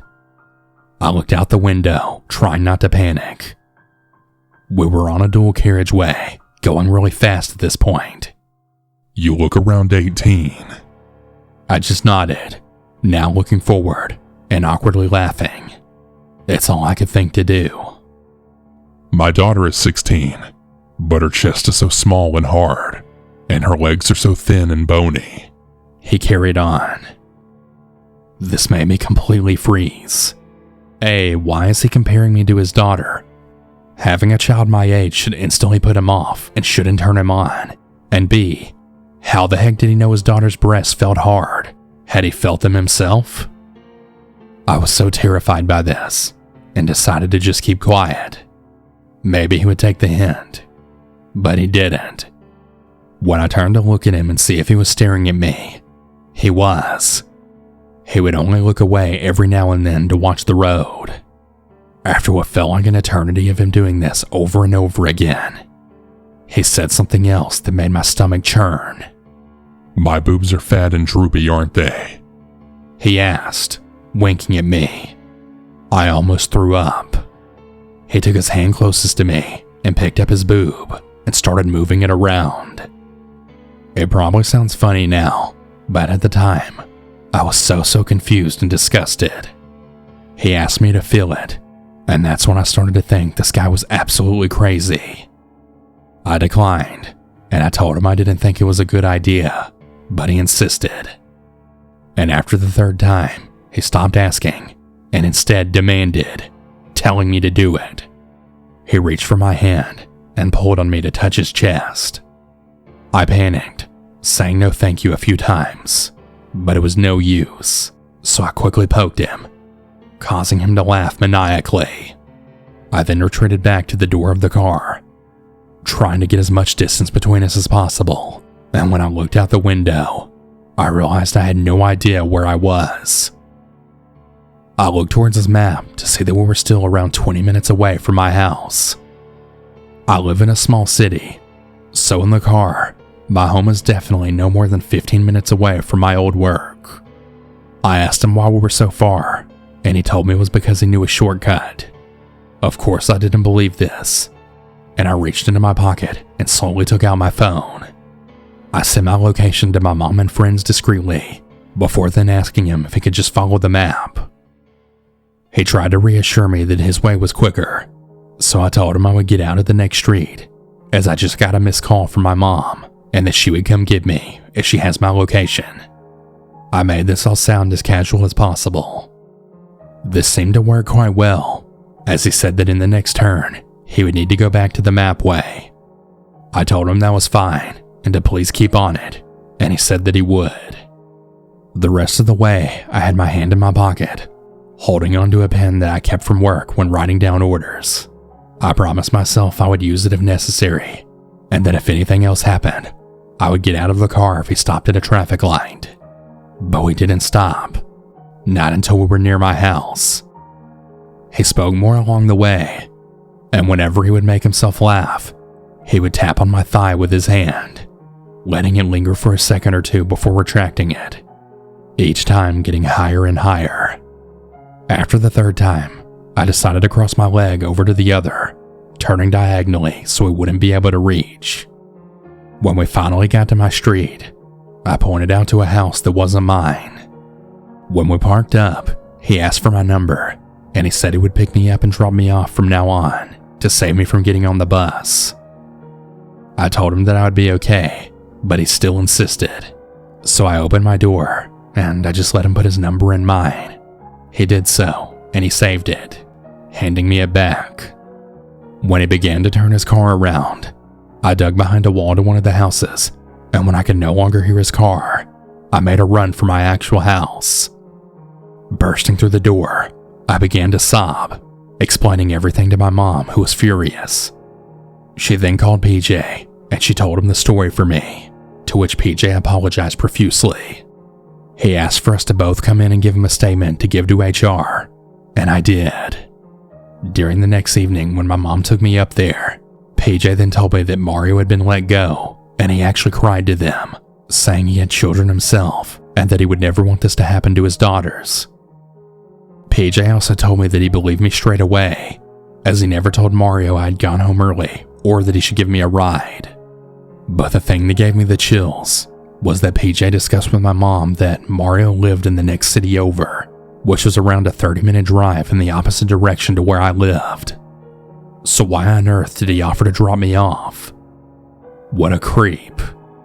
PJ was actually better than the police, as they did absolutely nothing other than tell me not to get into people's cars and that they would see what they could do. I guess they're right, and I definitely learned my lesson. I'd really like to think that I'd be much firmer when saying no to creeps like that. I just really hope his daughter is okay. But yeah, that's my story on a really crazy coworker who I really hope to never see again.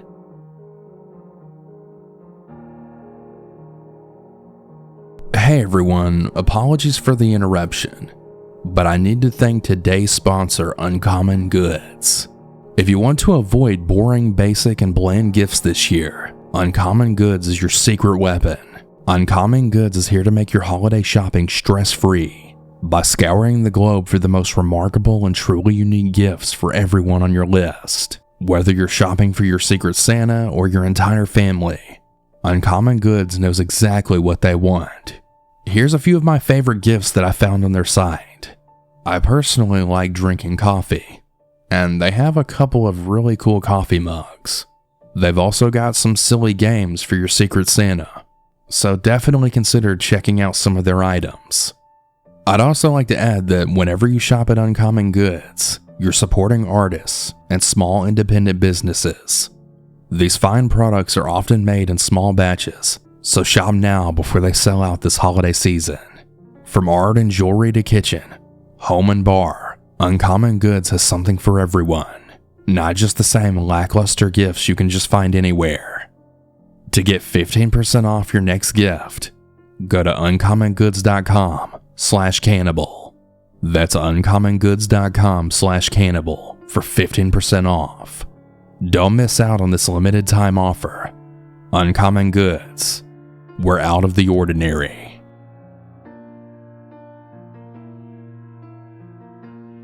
I've been really trying to find ways to submit this story, but out of fear of being found out by the two females that originally introduced me, I finally realized that it's been 6 years since this happened, and they probably won't remember.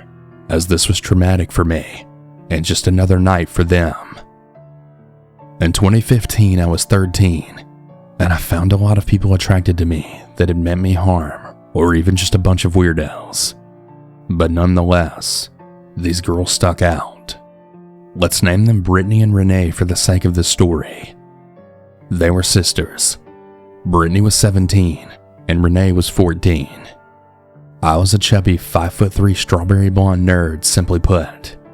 Brittany was a tall 5'9" black-haired beauty, and Renee was taller, at 5'10" with blonde hair, but you could clearly tell which sibling was prettier.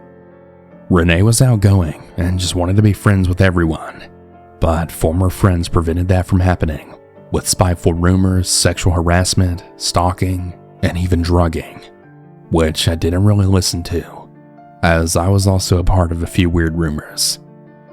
I really don't know what sparked Renee's initial interest in me, but I know that we bonded over the anime Attack on Titan, and well, that sparked a deep interest with me, and we became friends. During this time in my early preteen years, I was really getting into horror, paranormal, and true crime. The works, you know? While my mom encouraged my exploration, she said there was a few movies that was off limits. Human Centipede, Spit on Your Grave, and Megan is Missing, just to name a few. Those movies were the ones that were completely off limit, and I needed to be 18 to watch and more mature, because my mom knew how easily triggered I was with things like rape and human abduction. Well, on August 24th, it was Renee's 15th birthday, and she invited me over for a sleepover. I went because I wanted to see what my first sleepover with someone outside of family would be like. We had a really good time, singing karaoke, drinking root beer, pretending to get drunk, young teen fun, you know? When her dad came into the living area and said he was off to work, I noticed that Renee got kind of a smirk of mischief, before then chiming, "Okay, Dad." After he left, Brittany came into the room and began to socialize, while Renee disappeared down to her basement. Well, she then returned with the human centipede in hand. Fuck. I calmly explained that I can't watch that, because of that stuff in the movie from what my mom said, and that I wouldn't enjoy it. The girls began to croon and plead to get me to watch it.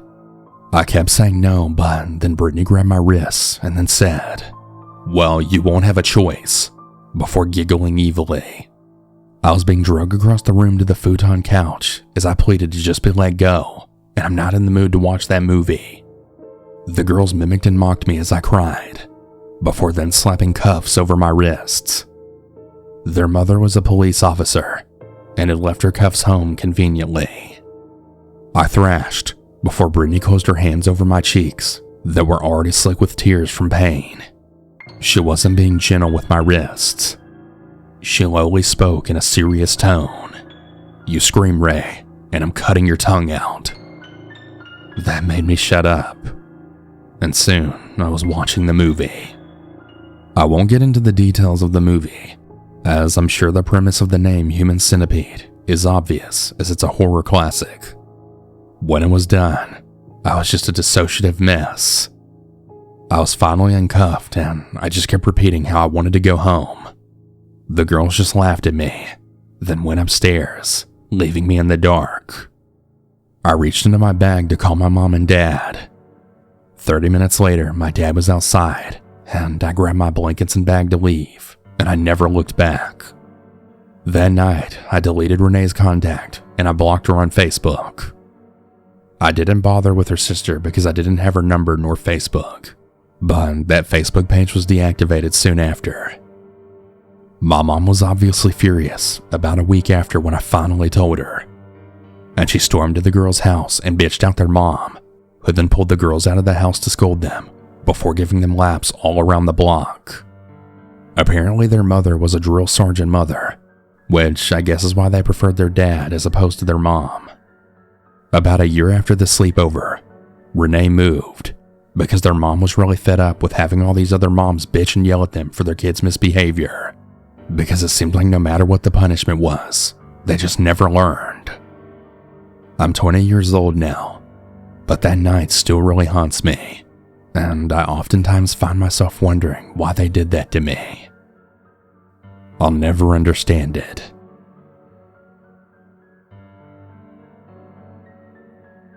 My name is Izzy, and this happened to me and my best friend Elise. At the time of this story, we were in the 6th grade, and in my opinion, that makes this all the more disturbing. My first period class that year was language arts. To understand part of the story, you need to understand part of the layout. You walk into the room and there's 4 clusters of desks in the shape of a circle. Each corner of the room had one. The computer board was at the front of the room. Next to that was a library corner, which had a desk cluster next to it. I sat at those desks with 4 other people. Only 2 people in my circle matter in this story. I'm no longer in touch with these people, so I'm going to be using nicknames for privacy. My friend E sat right next to me. He was a bigger person at the time and was almost always serious. H was quiet almost always and didn't really have many friends. He never really participated in the group reading what we had to do. H not reading when he was supposed to made the group upset that we had to do more work, and H was getting away with doing nothing but playing games on his Chromebook. He was getting sick of H getting away with not doing anything, so he stood up, walking over to H, grabbing his Chromebook while saying, "What are you doing on this thing anyway?" as he looked at the screen. He freaked out over something the rest of us couldn't see. I thought he would show us what was on the screen, but he didn't, until I asked what it was. I remember being annoyed that he didn't show us without one of us having to ask. That feeling of annoyance quickly disappeared when he turned the screen to face the rest of us. H had several tabs open, all of which were either pictures of human bones or human organs. I know that doesn't sound all that alarming, but as kids, you should be able to imagine how that freaked us out. The images H had on his screen wasn't what made me so scared. It was the face he was making at us. H was smiling, and not like a normal smile. He was smiling like he was planning something. Or maybe he was just freakishly proud that we saw what he'd been up to. It was really disgusting, and he looked so happy. I felt a chill when his eyes landed on me. I got extremely upset about that. I leaned forward, telling H, you need to do the work with the rest of us and stop being a creepy freak. Which now I really regret saying. It wasn't the fact that he almost immediately stopped smiling. It was that he never stopped looking at me. I was so focused on the way H was looking at me that I barely reacted to the teacher yelling at me. She apparently heard me call H a creepy freak and decided to have a talk with the group. When we were done being lectured by our teacher, H started deleting his search history. The only thing the rest of us could do was watch him do it. None of us wanted to get in trouble again. After a few more moments of us all staring at H, we started to read the book again. Elise and I didn't have any classes together until after lunch, so while we sat down at our lunch table, I then told Elise what had happened. After we talked for a while, we decided we weren't going to let that ruin our day. We were really excited because Elise was spending the night at my house after finding out her mom couldn't let her stay home alone because her little brother had to get a surgery that night. So we went about our day without thinking twice about it. Before we knew it, we were finally going to my house. We got on the school bus and we'd started talking about how our days were and what we were going to do since she was spending the night. The bus eventually pulled to our stop and we got off and started walking towards my house. When we got inside, we had started taking off our jackets and kicking off our shoes. Another piece of information is that I had a dog. We were supposed to take him outside, but that never happened. My dog was barking in his crate downstairs, but we didn't really think anything of it, considering dogs get really excited when their owners get home, and he most likely had to use the bathroom since he'd been in his crate all day. Elise had gotten her shoes off before me and started walking down the stairs, but suddenly paused before then yelling as loud as I've ever heard her speak. "What the fuck?" She didn't move, just stood on the stairs. Since she had spoken so loudly, I freaked out and then looked in her direction. I just barely saw something outside of my dog's crate then move, but then almost immediately move out of my field of vision. Elise was definitely in shock, because she only responded back with, "Get a weapon," after I asked her multiple times, "What's wrong? What did you see?" as I too started to freak out. I listened to her, but I stupidly chose the worst makeshift weapon you could possibly choose. Somehow in my mind, I thought that a pillow would make a great weapon. Yes, a fucking pillow. Luckily, Elise was a lot smarter than I and grabbed the biggest kitchen knife we had and charged downstairs. I didn't know what we were looking for because Elise didn't tell me. There wasn't a single place that we didn't check. Whatever we were looking for wasn't in the house. We were both really relieved though when we didn't find what freaked Elise out, but I soon figured out why she was so scared when she then told me. I looked down there and there's someone sitting or maybe laying on the floor messing with one of your dog's toys. Elise saying that made me lose any form of calm that was left in me. When my parents came home, I don't believe we told them what happened, but if we did, I don't think they'd believe us. And as if the story couldn't get any worse, the next day at school when I walked into homeroom, H walked up to me and says, "Hey you, I thought I should let you know that I really enjoy crawling around in your basement. Yeah, it's a lot of fun," and then calmly walks away. So yeah, somehow my creepy ass classmate broke into my house and was just chilling in my basement. I don't know why or what he was really doing in my house, but I really hope he doesn't come back, because my dog isn't a scared little puppy anymore, and he'll really fuck you up if he has to.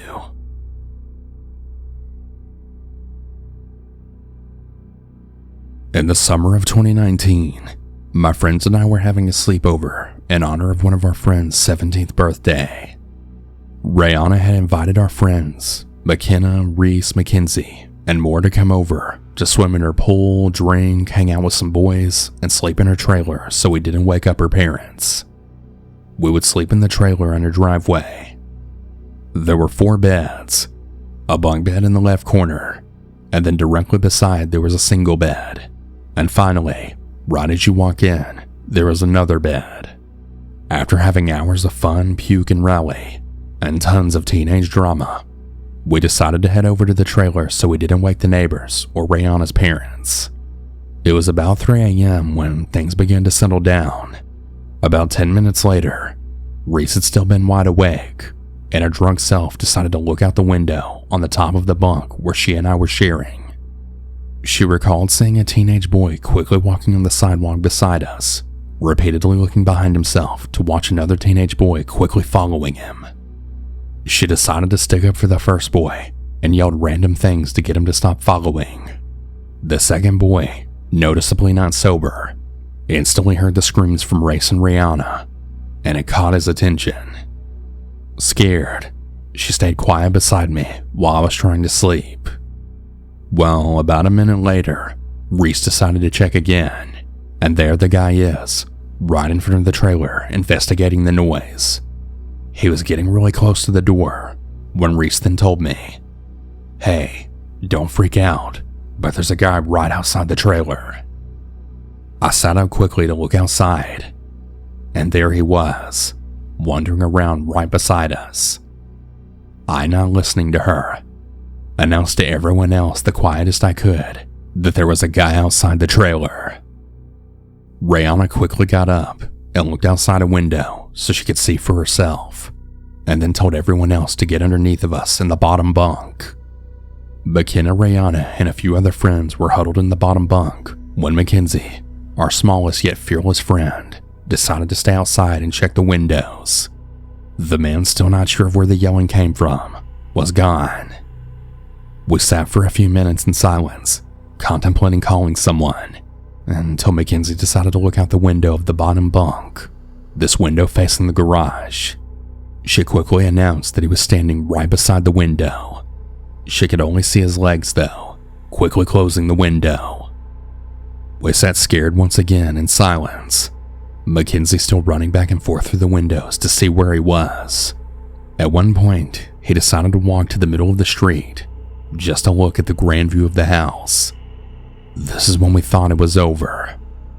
Everyone was getting back into their sleeping spots, discussing what had just happened, when Mackenzie decided to look out the window again. The man was now standing on the front steps of Rihanna's house. We couldn't do anything but just sit quiet and wait until the intoxicated man would leave. We didn't know what he would do if he had realized people were in the trailer. He did end up leaving after quite a while, but we all definitely took a while to fall asleep that night. In the morning, Rihanna tried to check her surveillance cameras, but they had been disconnected. We have no proof of this happening, except for the group of us who experienced it. Rihanna believes the guy came back the next night since she heard a lot of noises from her front door while she was home alone. Moral of the story: don't scream at cracked out men when you're vulnerable in a trailer. You really have to wonder though, what would have happened if he had tried to open the door? I'm sure we could have defended ourselves, but this story could have ended a lot worse.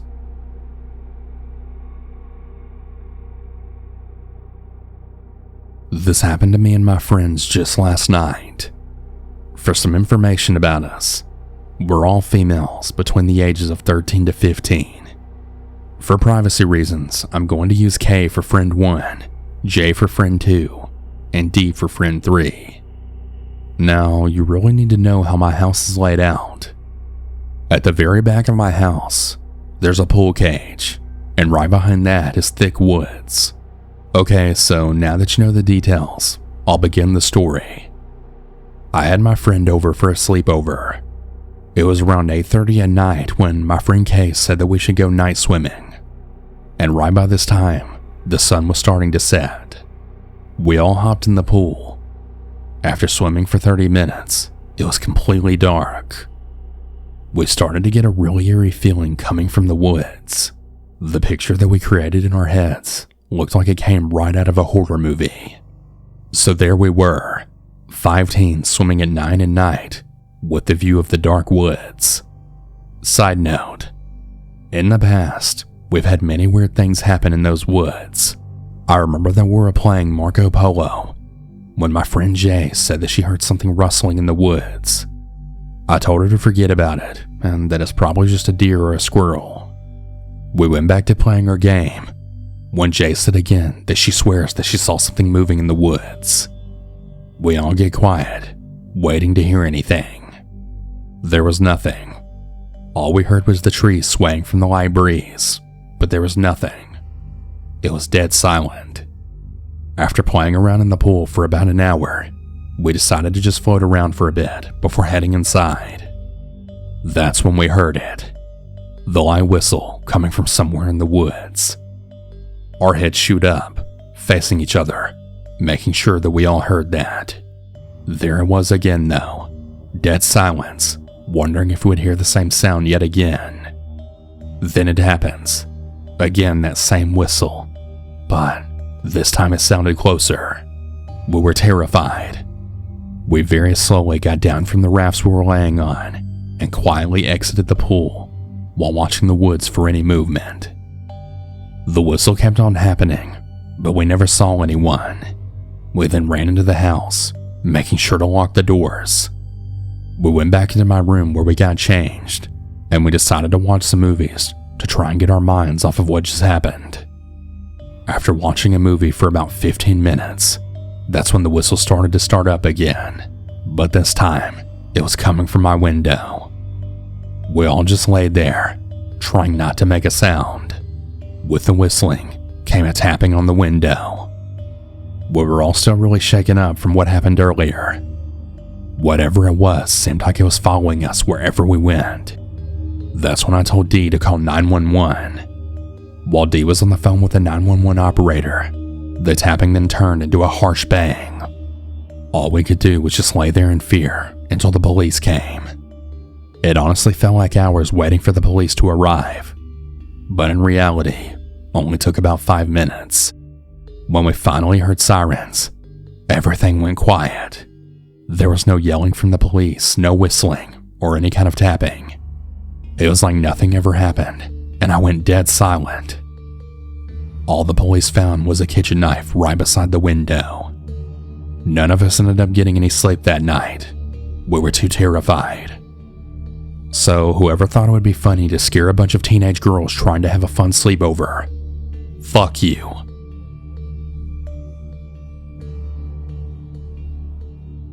I live in a small town in West Virginia. I worked at a dollar store general in my hometown from November 2021 to April 2022. I quit and went back to my old job, but that's unrelated to this story. Now, this woman didn't work with me for long, but for privacy reasons, I'll call her R. From my time working with her, R really seemed like a sweet person, but by talking and interacting with her, you could tell that she was a little off, for lack of a better word, but nothing serious. On our breaks, R and I would vape out front together and talk. Nothing bad or out of the ordinary. Eventually, she ended up getting fired because she couldn't count money, and a lot of my other coworkers were really mean to her about it. This bothered me at the time, and I would be the only one to stand up for her and try to help her. Well, fast forward to a few days ago. I hear from my mother that a little girl had been murdered in my county. It was very disturbing to hear, of course, and while it lingered in my mind, I tried to not think too much about it. My town wasn't typically a hotspot for crimes of this type. It's mostly always just been drug-related or something of that nature. Well, today I went into work and found out that R, the woman I worked with, had conspired with her husband, who brutally murdered their daughter, and R just went along with it as though it was okay. Needless to say, I'm sick to my stomach as I write this. I helped this woman. I was the only one at my old job who was nice to this woman. We vaped together. After she was fired, she even texted me a few times. I'm disgusted and shocked. I decided to share this because while there's people out there who seem nice and unassuming, remember that you never really know a person and stay on your guard. Not everyone has the same heart that you do.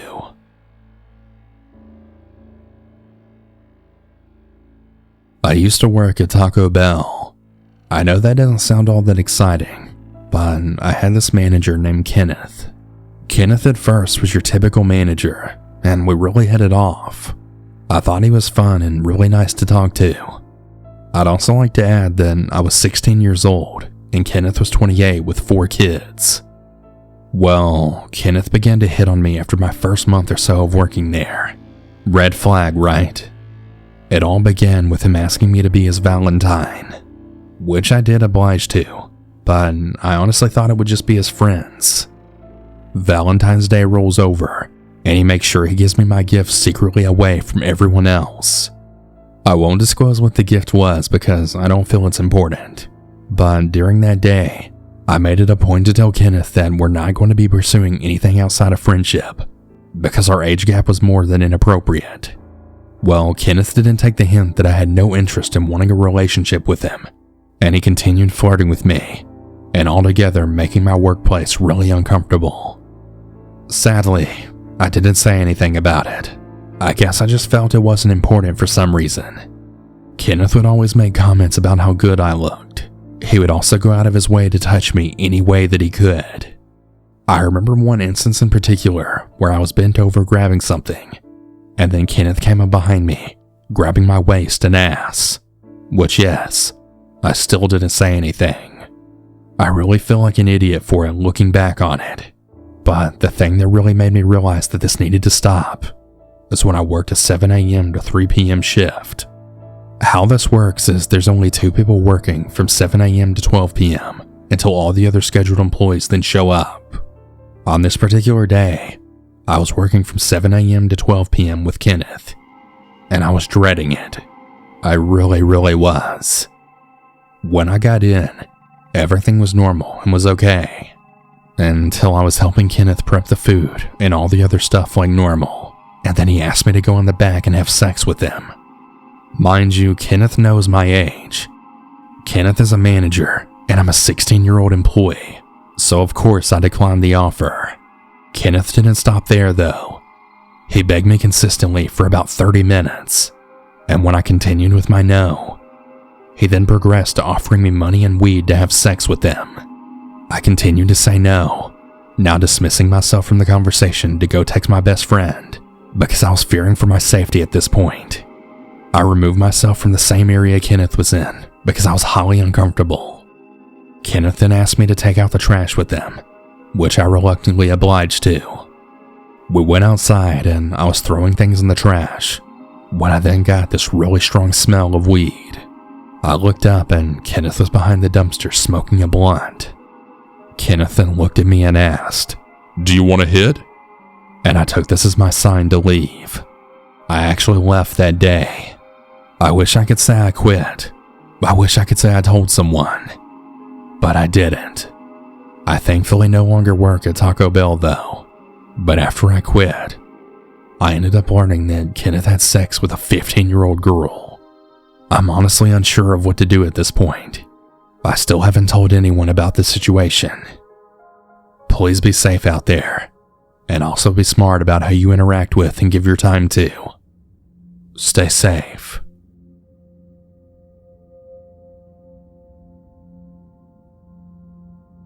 So a little about me.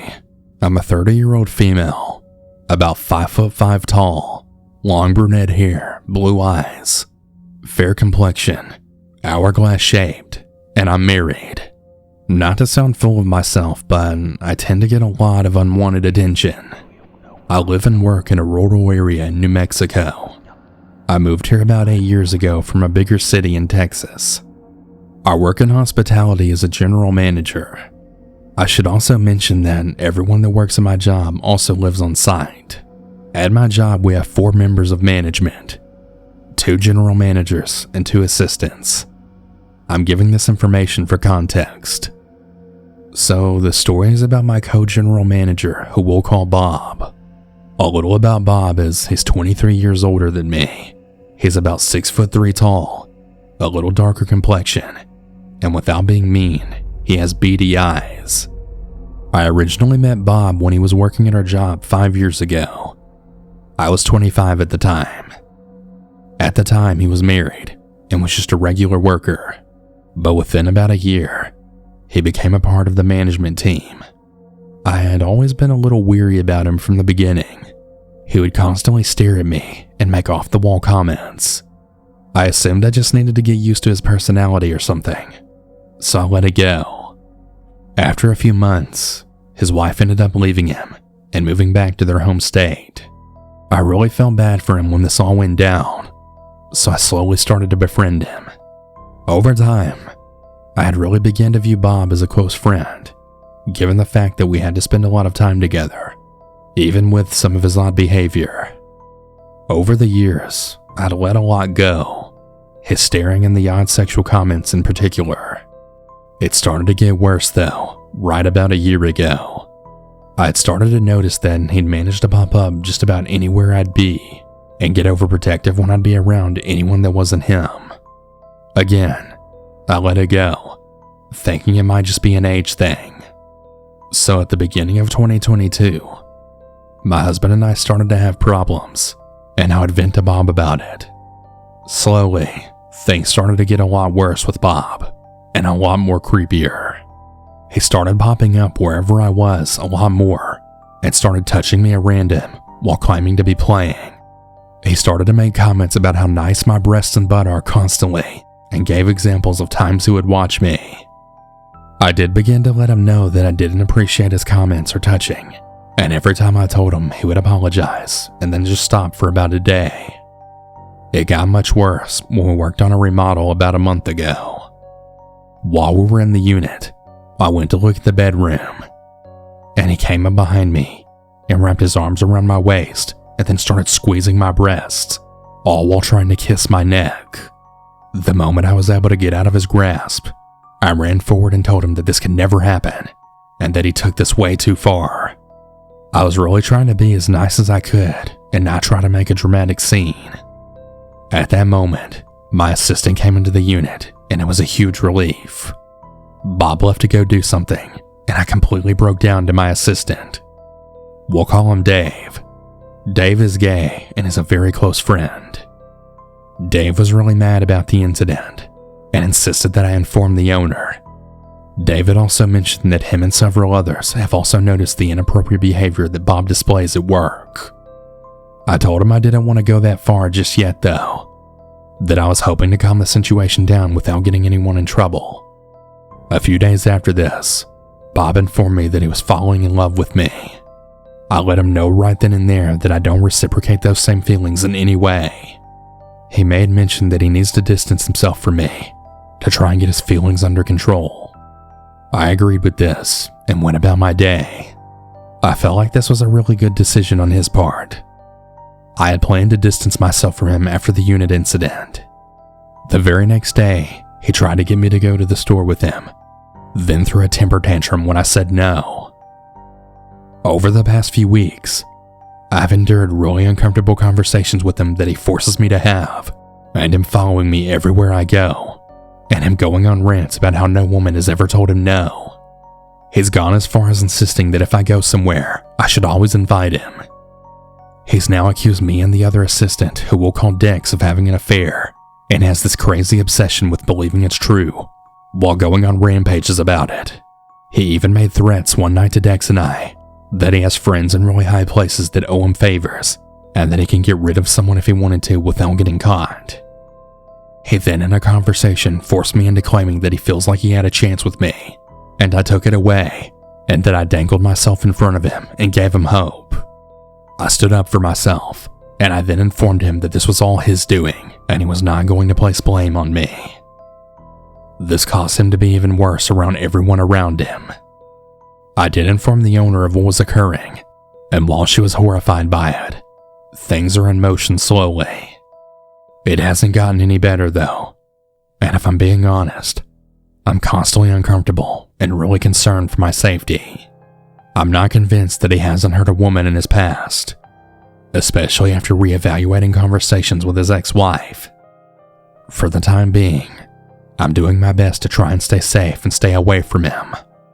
I'll be happy to give an update whenever it all comes to a conclusion, as I'm pretty positive it won't end well. Thank you for letting me tell my story.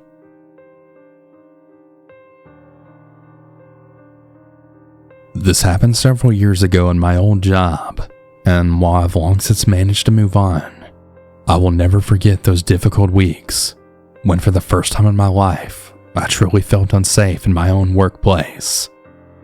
I used to work in a big, busy shopping facility and as a general assistant. I did a bit of everything, from cleaning, prepping stock, helping customers, to even waiting in the cafe. I was sometimes tasked with training new staff, and this one fateful day, I was introduced to Andreas. He had just started, and I know it sounds really cliche to say that there was something off-putting about him, but this guy seriously creeped me out. He was a couple of years younger than me, and I believe he was half Greek. He was quite short, but yet he had these wide, unblinking, accusing eyes. It's a little difficult to describe, but he would kind of just stare at you as if you had done something wrong, or he disapproved of you for some reason. That and his general demeanor and body movement was setting off so many red flags. I tried my best to show him the ropes, thinking he may just be on the autistic spectrum, but it quickly became apparent that we weren't going to become friends anytime soon. He then explained to me that he was a born-again Christian, and proceeded to give me a very detailed and unwanted description of his life, about how he was trying to get off drugs and alcohol, and that he was taking comfort in the scriptures. He then asked me if I was a Christian too, because I needed to be and should be, because if I wasn't, I was a bad person too. I was pretty stunned, and I didn't really know what to say, but at the same time, I was also freaking out a little. I'm a practicing Wiccan. For those who are unfamiliar, it's a pagan religion that involves the worship of gods and the spirits of nature, as well as the practice of witchcraft. I knew this wouldn't go well with Andreas, so I tried to evade the question by telling him I considered myself spiritual. I am in no way ashamed of my faith, but it's not something I just go off telling everyone. The only way you would be able to tell was my pinnacle that I wear around my neck, but I always keep it tucked away out of sight at work. Unfortunately for me, Andreas somehow found out a few days later I was wicked from one of my coworkers. He cornered me in the staff room one afternoon.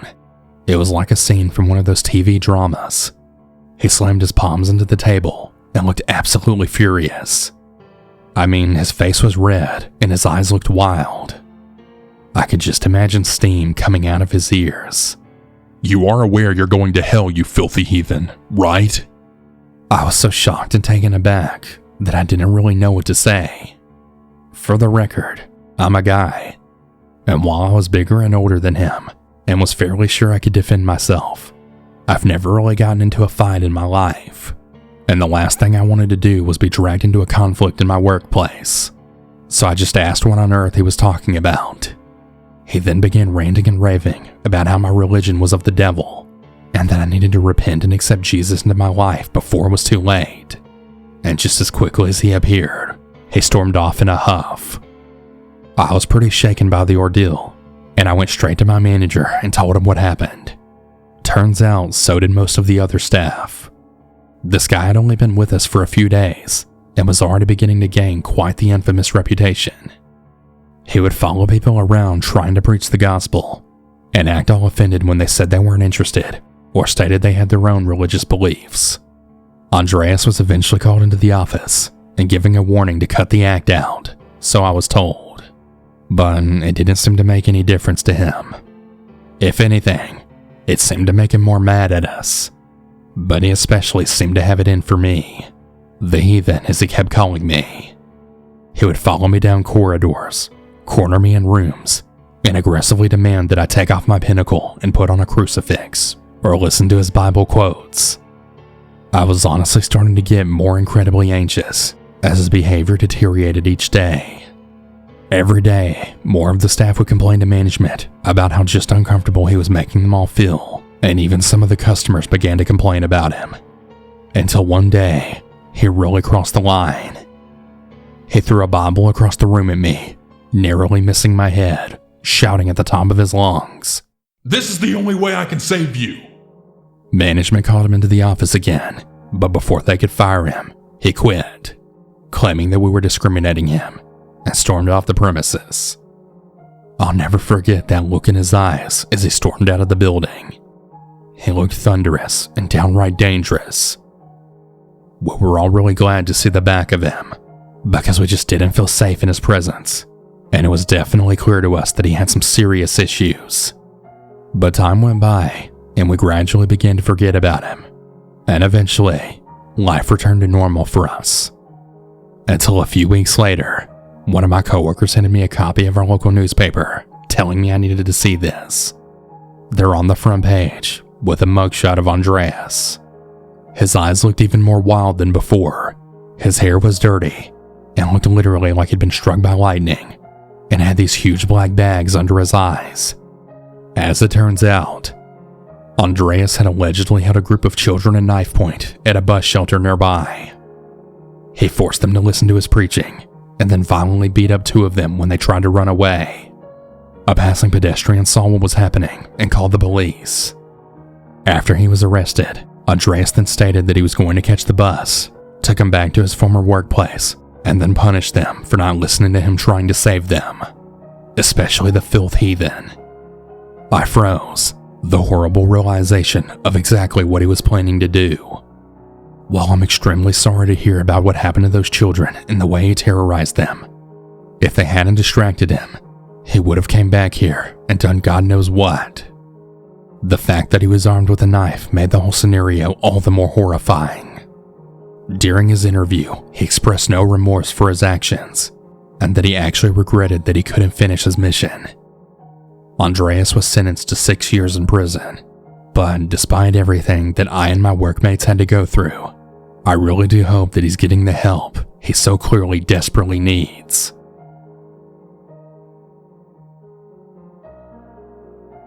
I've been a long-time listener of what I would call spooky YouTube or horror narrations, so I thought it was finally time for me to tell some of my own scary stories. This experience is more of 2 intertwined creepy stories. These stories aren't necessarily horror stories, but they are creepy and unnerving, This is going to be a long one. It takes place over a decade, from the time I was a theater/drama camper at age 12 to the time I was a counselor at 15 and on the board of the nonprofit that ran at 18. So I'll try to keep it succinct, but it's a doozy. I'm now a 26-year-old female. As a trigger warning, the story contains mention of child sexual assault. There are several people involved. For simplicity, I'm going to name them counselors for our group of drama cam counselors. Mama for the angel of a woman that was the oldest counselor and the VP of the nonprofit in camp. John for the director of the nonprofit in camp. And Andrew for the dance teacher. The camp was hosted at my high school, a private school for grades pre-K through 12. So many of the campers attended school there, while other campers were able to attend camp for free, as part of the nonprofit's commitment to teaching theater to children on free or reduced lunch programs in the county. All the campers were between the ages of 6 and 14, divided into groups for elementary and middle school students. In about 2008, I started attending the summer drama camp that John ran through his nonprofit organization. Andrew was the dance teacher and choreographer, and several other future counselors were also campers. Throughout the years, the counselors and I attended summer camp and various theater and dance classes throughout the school year under the same organization. The camp ran from 10 weeks from 8:30 a.m. to 5:30 p.m. Monday through Friday, with a full musical production on Friday nights. Most of us attended the camp for 3 or more weeks each summer and have a lot of great memories growing up there. From 2008 to 2011, I attended this camp and counselors overturned every year. Each year there was a new vice president of the organization that was supposed to eventually take over the nonprofit when the director wanted to pass it down. As a kid, I didn't really think anything of the turnover, assuming they were just kids of the school where the camp was hosted at that were graduating. But 2 people stayed the same, John and Andrew. Since a lot of our songs and dances repeated year over year, when I became a counselor at 15, Andrew appointed me as assistant choreographer for the elementary group. I was also dating a guy about 3 years older than me, who turned out to be incredibly abusive and gave me a lot of trauma, which will be relevant for later. When we broke up, I was 16, and I started dating one of the counselors. I had 2 boyfriends during this time period, and they have the same name, so I'm going to refer to them as number 1 and number 2. Number 1 being the abusive one. At ages 15, 16, 17, and 18, I continued to work at the camp 5 days a week for 10 weeks every summer as a drama camp counselor, art teacher, and assistant choreographer. There are 2 storylines here, John's and Andrew's. I'll go into John's first. As counselors, we started to notice small changes in John's demeanor. He would say incredibly rude things to the younger kids, such as, "Who here rides the shore bus?" to a group of 1st and 2nd graders when they didn't perform to his standards during the rehearsal, as well as during a round of post-show improv for the parents, pretending like one of them was giving birth and he was going to catch the baby. Yeah, red flags everywhere. Remember when I said there was a lot of VP turnover? Well, when I was 17, Mama was appointed as the VP.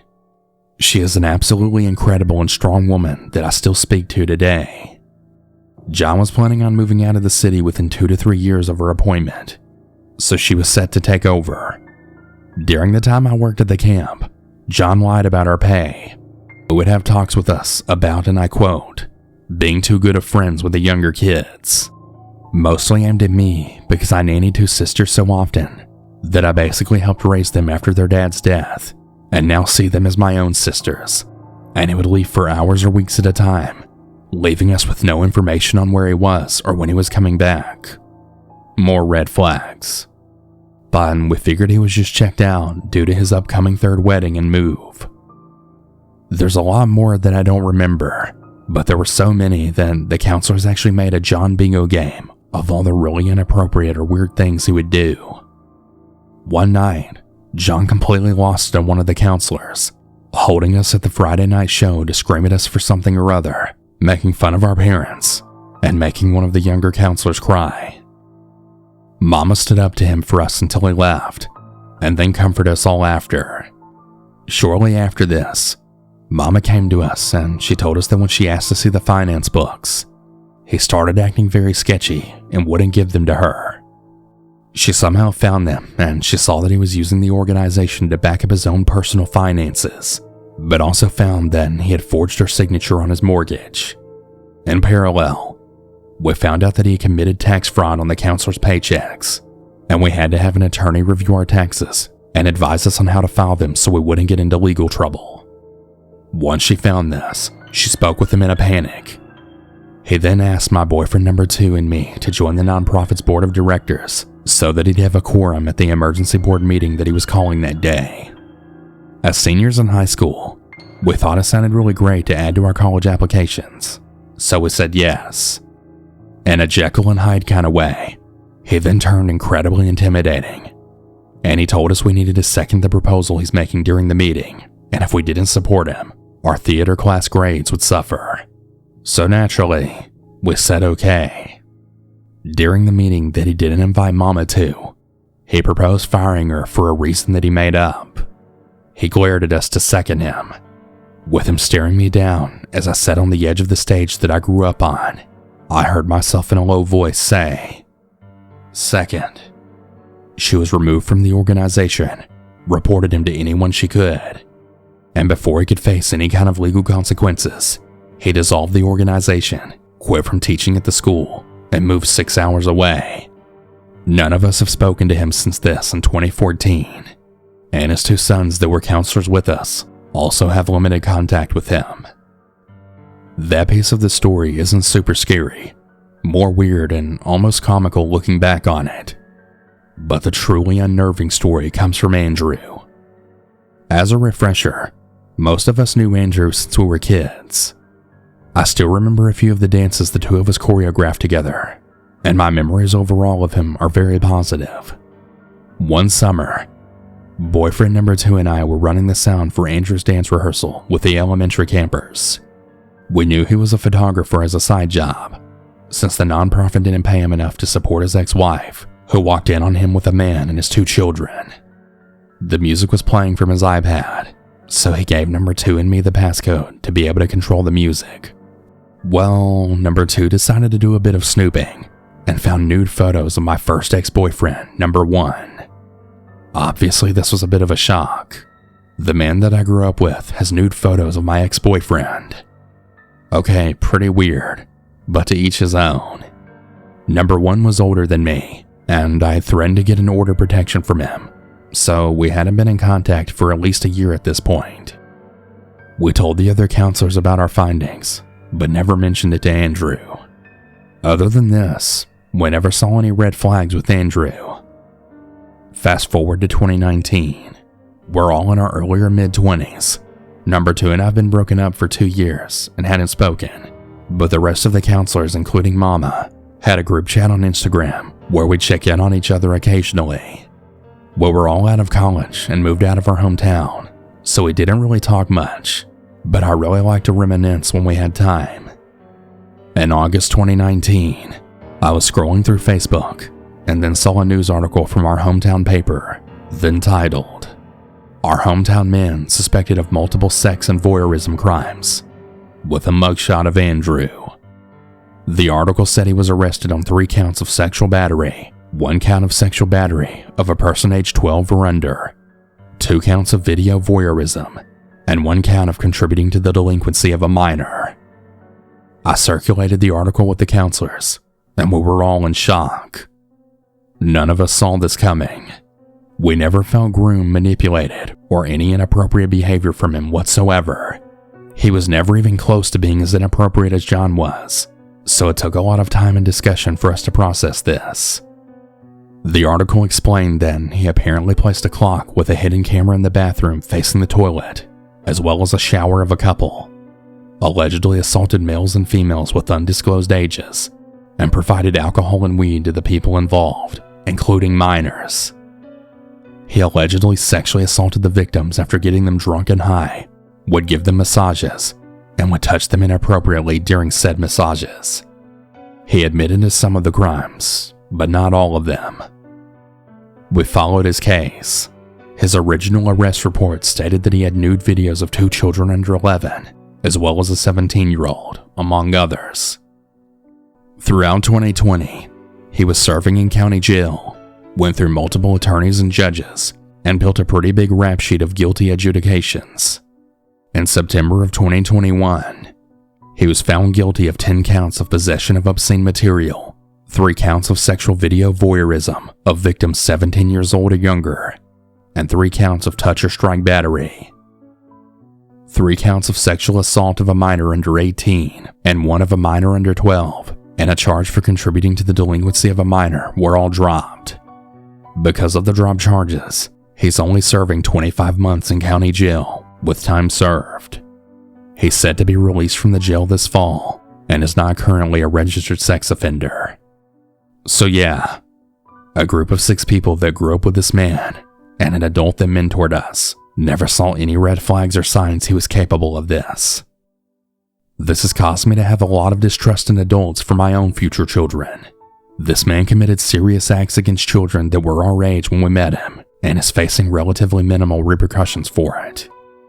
It really goes to show you that people are capable of anything, and your next door neighbor or childhood dance teacher could be a pedophile, protected by attorneys that get them off the hook from the sex offender registry. Be safe out there, and always watch for red flags.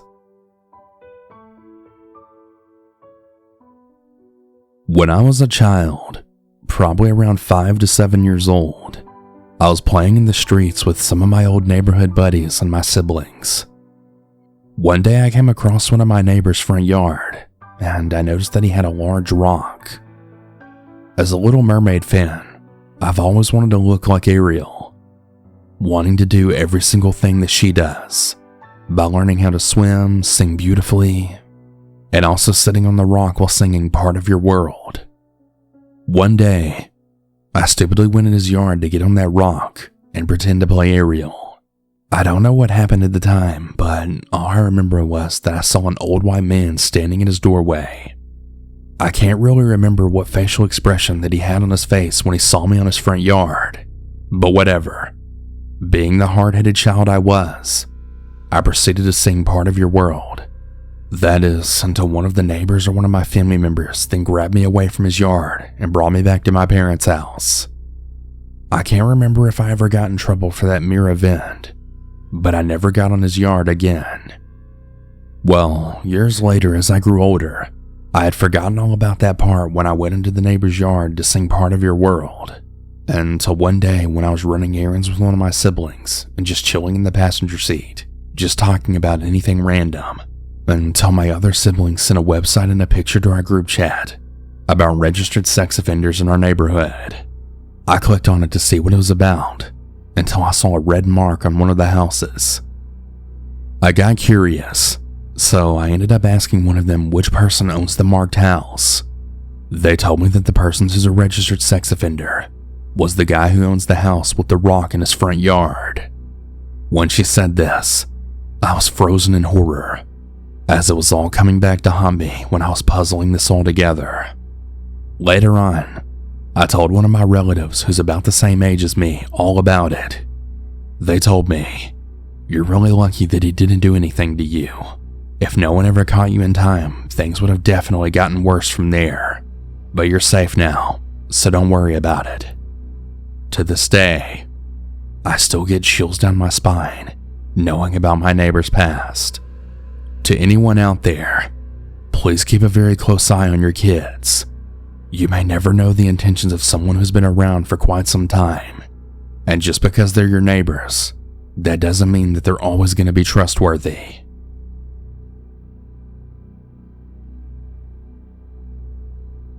When I was around 3 years old, my parents ran a business that would assist in the cleaning of foreclosures. This was around 2009 and during the recession. Well, around that time, there were many properties foreclosed on. Money was tight, and my parents didn't really have anyone else to look after me. So I was brought along to many of the jobs throughout the years. Anyways, My parents got a call to a home in a well-established neighborhood in Wheat Ridge, Colorado. From the outside, the house really looked to be like your everyday home, but all of us were wrong. A lot of the furniture was already removed, although some remained, and the house was quiet, but a very off-putting quiet. The house had one level. When you walked in, you would see a front room. Straight ahead was the kitchen, and also to the left was the garage, and to the right was the hallway, which had 4 doors. This will make sense later. Of course, me being a 3-year-old in an empty house was a dream come true, but I vaguely remembered that I would try and stay in the car as much as possible, or I would cling to one of my parents, whichever room they were in. I still remember the feeling of being watched and unwelcome, but my parents just took it as me being a little kid, so they continued. The job seemed pretty easy to my parents at first, but it would soon turn into a seemingly never-ending job. A freshly mopped floor would get dirt tracked back in within minutes after cleaning it. Doors would slam with no windows open, and little things like cleaning supplies would go missing. Everyone just shrugged it off as something being misplaced.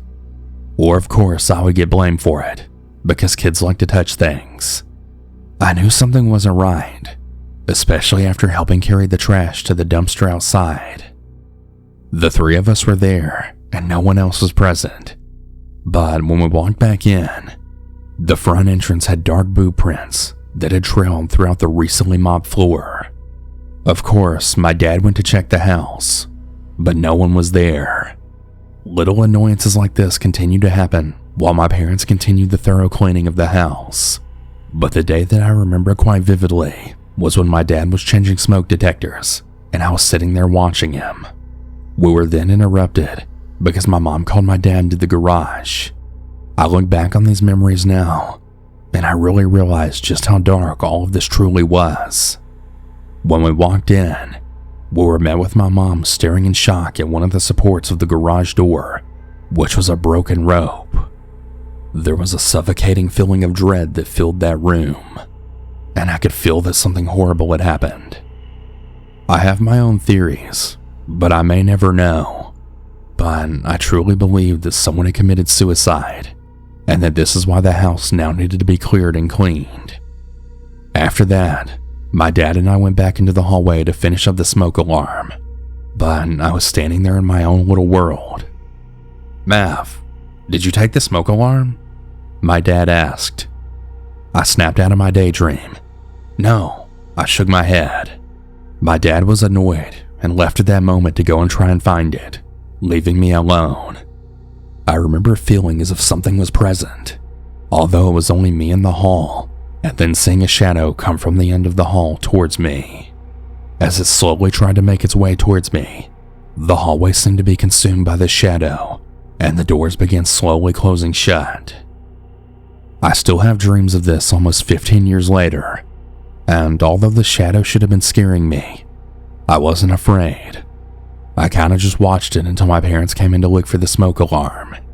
It ended up vanishing, but the hall remained drained of all the light. My parents ended up completing the job, although it took weeks, and the house was eventually put on the market. I still think about it and that spirit that approached me that day. If anything, I feel sadness. They seem to be trapped, and if anything, violated. This is only one of my many stories from foreclosures and my childhood in general, and I hope everyone takes caution to respect those who are alive, as well as those who are no longer with us. I've never shared this story before. My name is Isabella, and I was visiting my dad's house over summer break when I was about 13 years old. My siblings and I like to play manhunt outside at night whenever I would visit them. For those of you who don't know what that is, it's basically hide and seek plus tag in the dark. I personally don't like hiding with someone, as usually it's easier to get caught. At my father's house, I have 5 other siblings, 3 sisters, 1 brother, and 1 stepbrother. One of my sisters was it, so the rest of us fanned out to hide. I started running down the dark street where I felt none of my other siblings had run off to. and turned a corner to hide next to one of the neighboring houses, as there were no lights there and seemingly was void of anyone else. I ducked into the shadows against the house, waiting to see if my sister was going to pass by, when I felt someone cover my mouth and grab my waist and pull me back into them. I looked up at the figure, and it happened to be my stepbrother Christian. My body relaxed when I saw his familiar face, but began to tense up once again when I then realized he wouldn't let me go. I opened my mouth to ask him what he was doing, but was interrupted as he turned me around to face him, and then picked me up and pushed me against the wall of the house we were hiding by. He tried to kiss me, and I pushed and kicked him until he let me down. I told him that was wrong, and he shouldn't do that because I was his sister. I walked away after that to find a different hiding spot. Christian was a lot bigger than me, and he was also about 16 years old at the time. He played a lot of school sports throughout the years, so of course he was also much stronger than me. I didn't feel like playing anymore after that, so I walked back to the house, but on my way back, he jogged right beside me with a smile on his face while whispering to me, "You know you can't say no to me forever," and then ran past me to the safe zone. I walked back inside after that and felt like it was over. Unfortunately though, it wasn't. On that same night, I woke up at around 3 a.m. to use the restroom. The one downstairs was broken, so I had to go upstairs to the one next to my stepbrother's room. Since it was late and no one could possibly be awake at that time, I went upstairs. However, when I walked out of the bathroom, I then felt a hand pull on my arm, and before I could register what or who it was, he kissed me. My dad's room was upstairs as well, and I didn't want to get in trouble, so I whisper yelled at Christian and then ran downstairs and went back to sleep.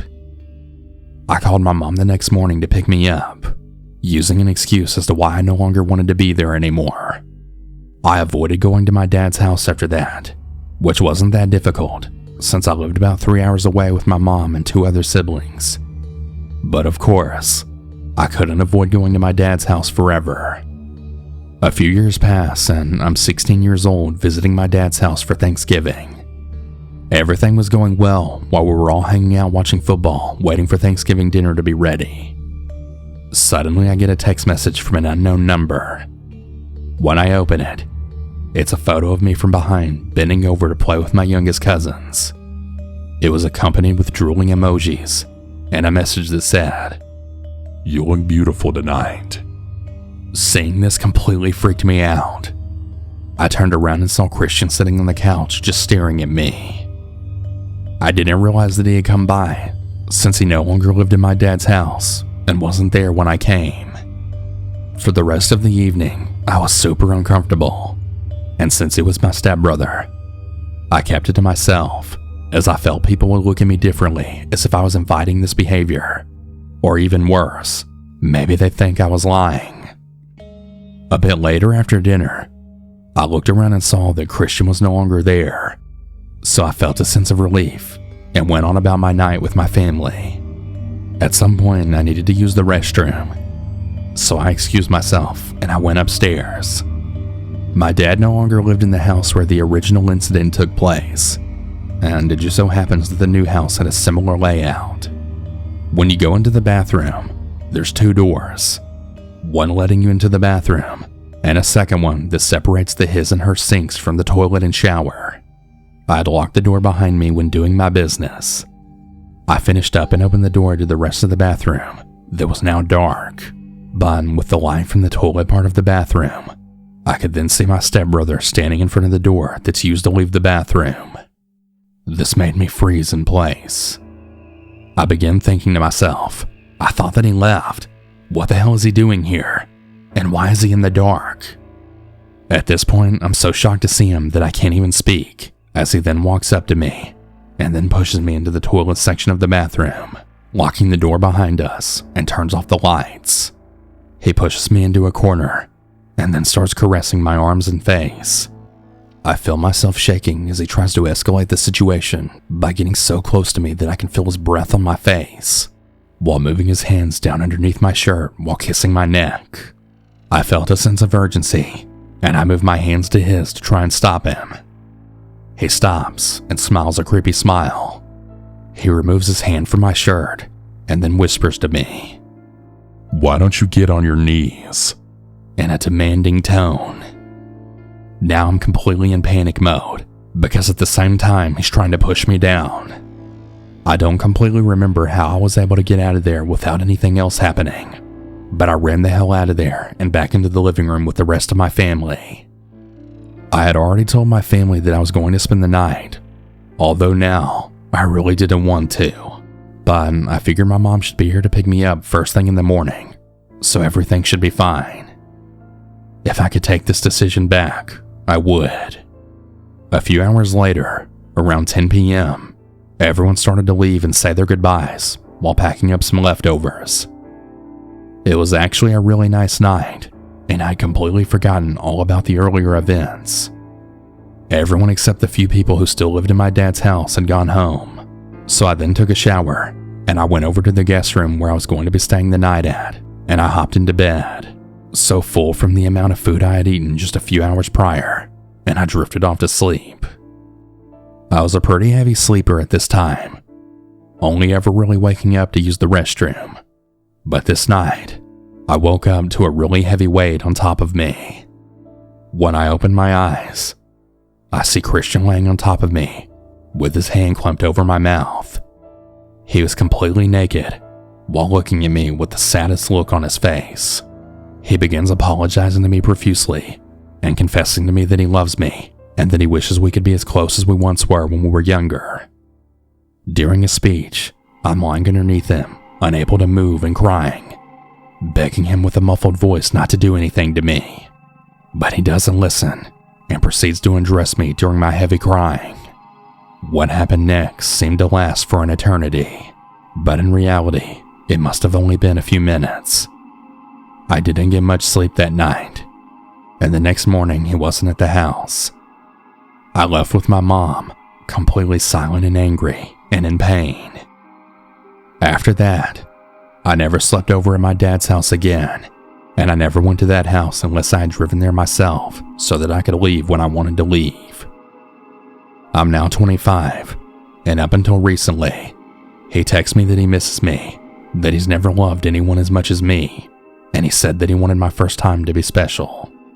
I always block his numbers, but he continuously uses new numbers.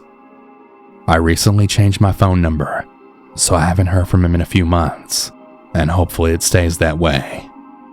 I eventually did tell my stepmom, and of course, through the grapevine everyone knows now, but everyone just pretends it didn't happen, and they still invite us both to all the family gatherings and parties. Not a single thing was ever done about it. No thanks.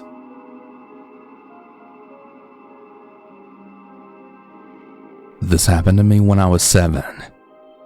The people this story is about is my brother who is 11, and my old friends, called E, W, and R, who were all 9, 7, and 8.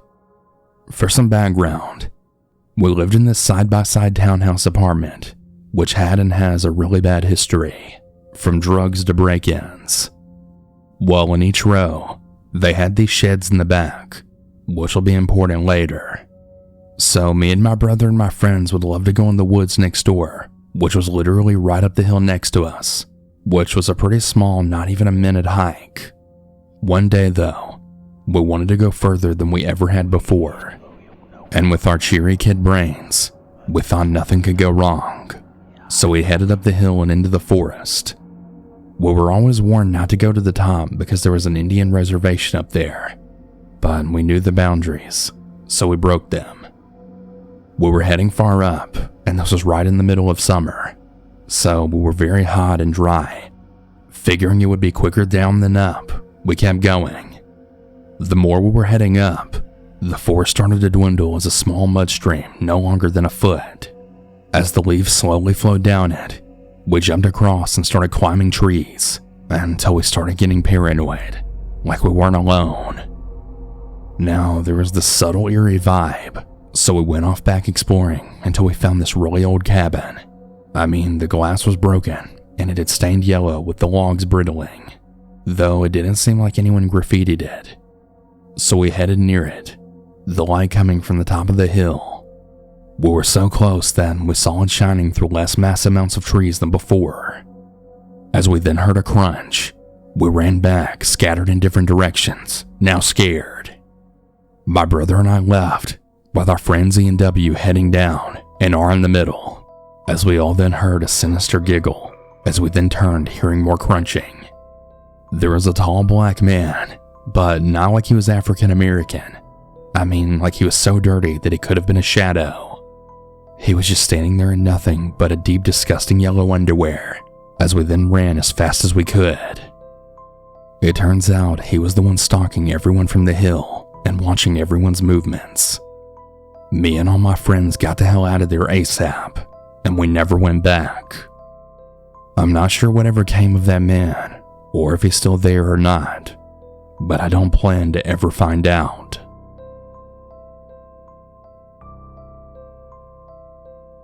At the time of this story, I was a freshly turned 18-year-old female. This happened to me and my best friend who was a year older than me, who's a male. And to this day, we still have a pretty big fascination for urbex. We live near sort of a bigger city where there are loads of rundown and abandoned buildings. There's some in the area that we continue to go to because of a number of reasons, such as the view from the roof, the scenery, and just the overall thrill of it. Becoming more familiar and comfortable with certain ones. This one particular building that we went to a lot was by far bigger than the rest. It was 6 stories high with a roof view over the city. It was a summer night, and we decided to just hang out that night, like the night owls we are.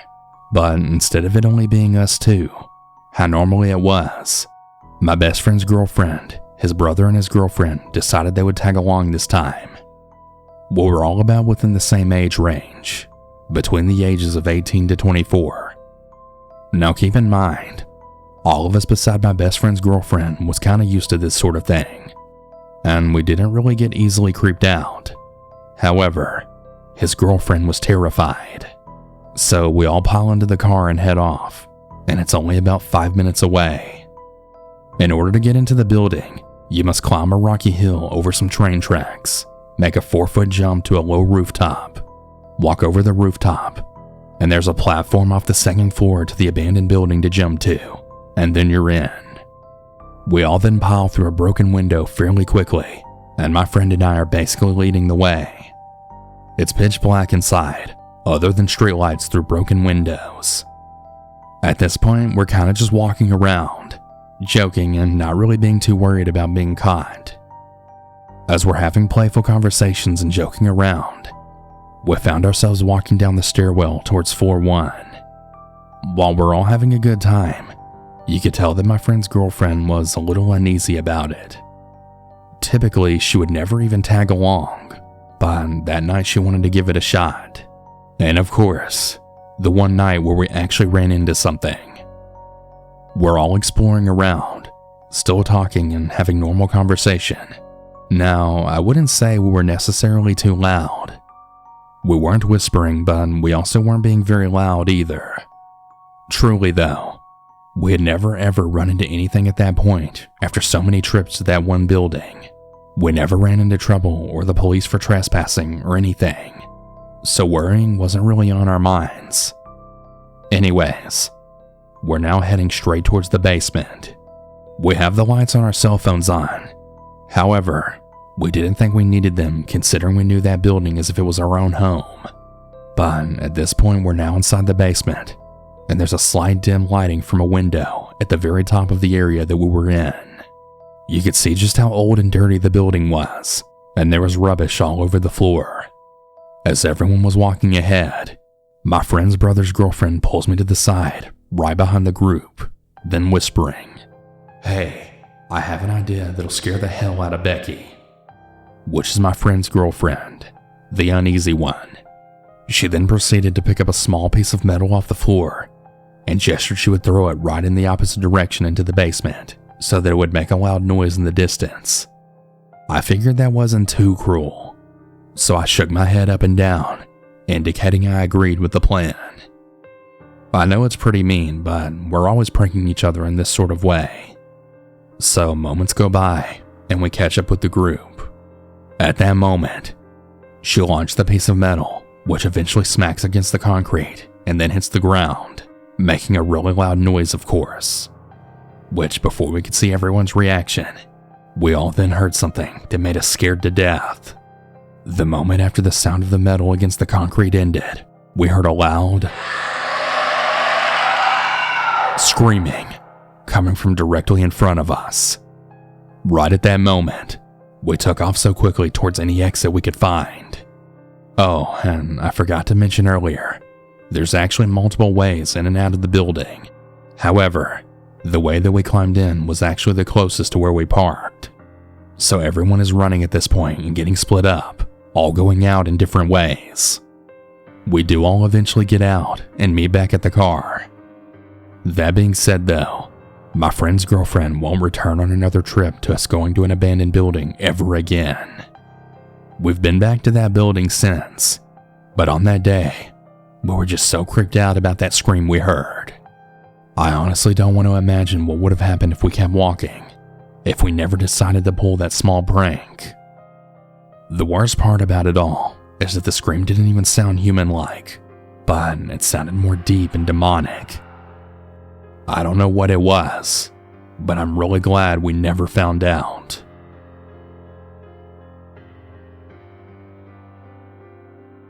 I live in a small town. It's a bad city with lots of crime and gang activity, and my house is in the best neighborhood in town. My parents were very lenient on where I went now that we moved here, and they thought of this place as a safe zone of sorts. So one day, me and my friends were together at my one friend's house named Jack.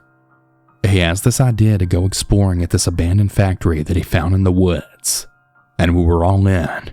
So we rode our bikes down to the entrance to the woods to get a little closer to the building. Now, this is the best neighborhood, but there are gang members that live in a house across the street. So we were careful to hide our bikes and be silent just in case. We walked through the woods about 100 yards roughly before seeing the building. We hopped through a hole in the fence and explored the building. There was some pretty valuable stuff there that my friend Jack stole and actually sold for a little bit on eBay. The first few times of doing this, nothing happens, so we started to get comfortable, going there semi-often.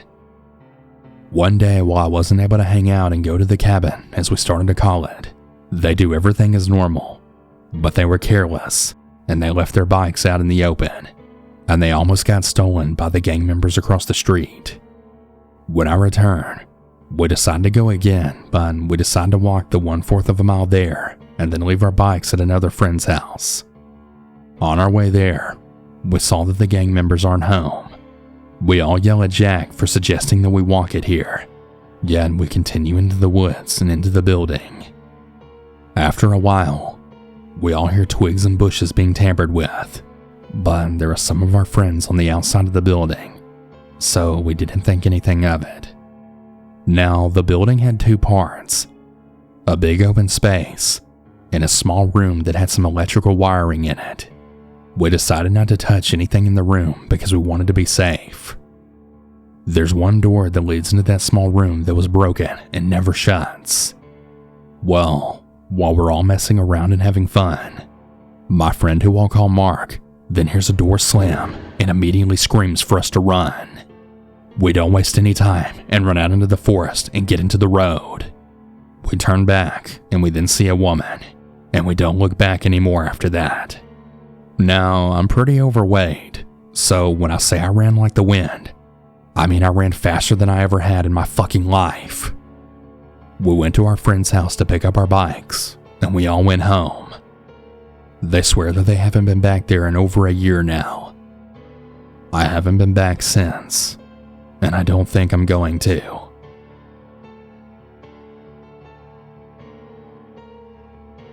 This happened about 5 or 6 years ago when me and my friends were freshmen in high school. We frequently went into the woods near our school that had some abandoned structures. Sometimes we went in there to smoke, graffiti, or just otherwise explore. It was always a pretty fun time.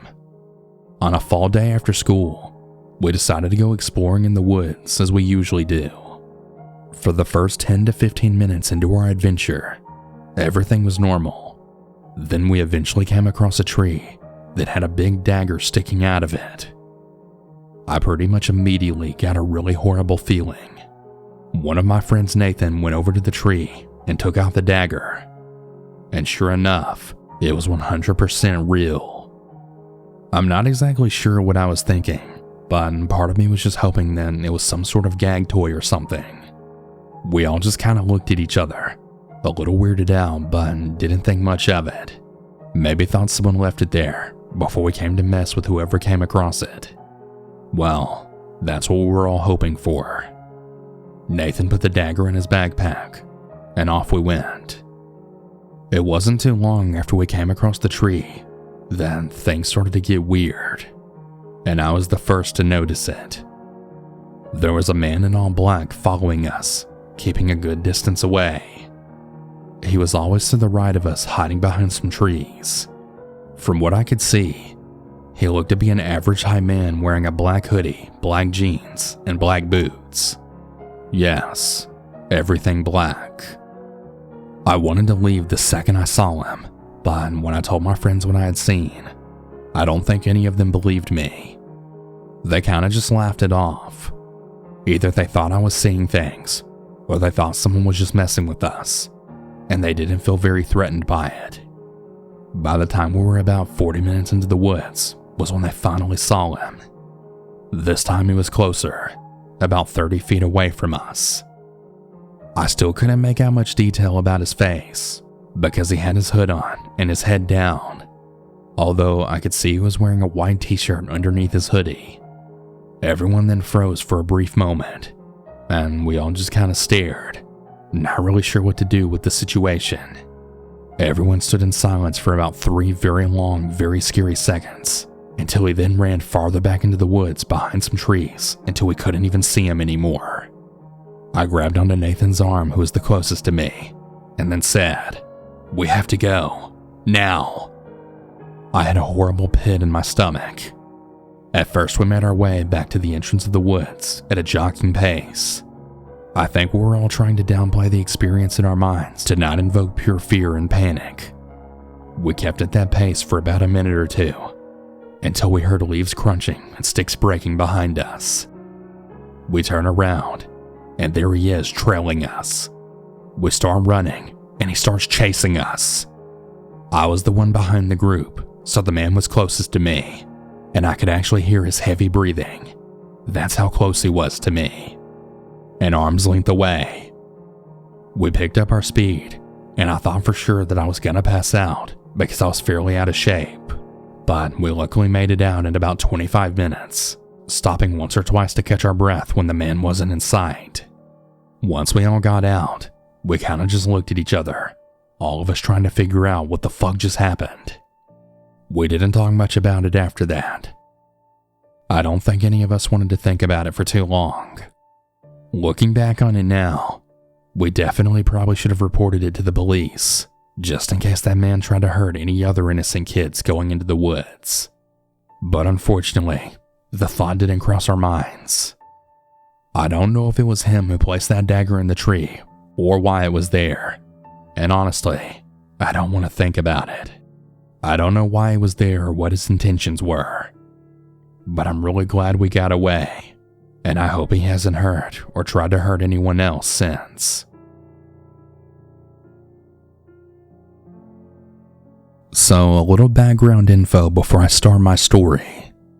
I was fresh out of high school and started working at a big chain retail store around 2008, which I won't name for privacy reasons. When I was 19, I was working as a cashier, and this man, who I guess was in his early 50s, got into my line. He had very little hair, was a bit overweight. His cheeks were always rosy, like he had some sort of condition or he was coming off being drunk or something, and overall had the nerdy slob appearance about him. I can't remember his name, so for the sake of the story, we'll call him Kane. Kane had only a few items to ring up, so I went through his order rather quickly. and he just kept staring at me like I was a celebrity or something. I found it odd, but didn't think too much of it, and was polite to him, as I was trained to be by the store. He then says to me in a voice that was low, and almost like he was aroused or something, "You're very beautiful. How old are you?" I am honest to a fault. A blessing and a curse, I think. And I tell him my age. If only I'd known then what I had started, I'd have told him not to ask me that and to leave me alone. But I was a dumb teenager, I guess. He asked me for my number, but I declined, saying I don't have my phone on me, and that I only gave out my number if I had my parents okay, or if it was an extreme emergency. He insisted, but I still refused. He left my line only when a lady came up behind him with a cart, and he told me to think it over. Over the next week or so, Kane kept coming in on days I was working the register. He kept asking for my number, and a lot of things that I found really weird and creepy, like what sort of candy I liked, what sort of things I was into in my spare time, etc. I told my mom and dad about it, but my dad just told me to toughen up and not worry about it, that he didn't have no whim for a daughter. Really, Dad? But my mom, bless her for being the amazing mama bear she is, told me that if he kept at it, to report him to the management so that they could keep an eye on him. Well, I took her advice and I told our assistant manager. Unfortunately, our assistant manager was the world's biggest prick, and he said that unless Kane tried to physically do something to me, they couldn't do anything. What a jerk. Kane would keep coming in and only going to my register. Even if I had a long line, he'd wait for me and ignore all the other cashiers when they tell him they were free to ring up his order. One time I heard him say, "I only want to go to her. She's the best one." Not sounding stalkerish to them, but just as a customer who had their favorite cashier. If I had a day off and went into the store for something since we lived near the store, he'd ask me when I was working. If I told him I was off of work, he'd literally ask when I worked next. One time when I asked why I wanted to know, he said, "I love you so much, and I always want to be around you. You're just so sexy, smart, and kind. I can't go to anyone else but you." He then tried to hug me, but I backed away and then ran to an aisle to get away from him.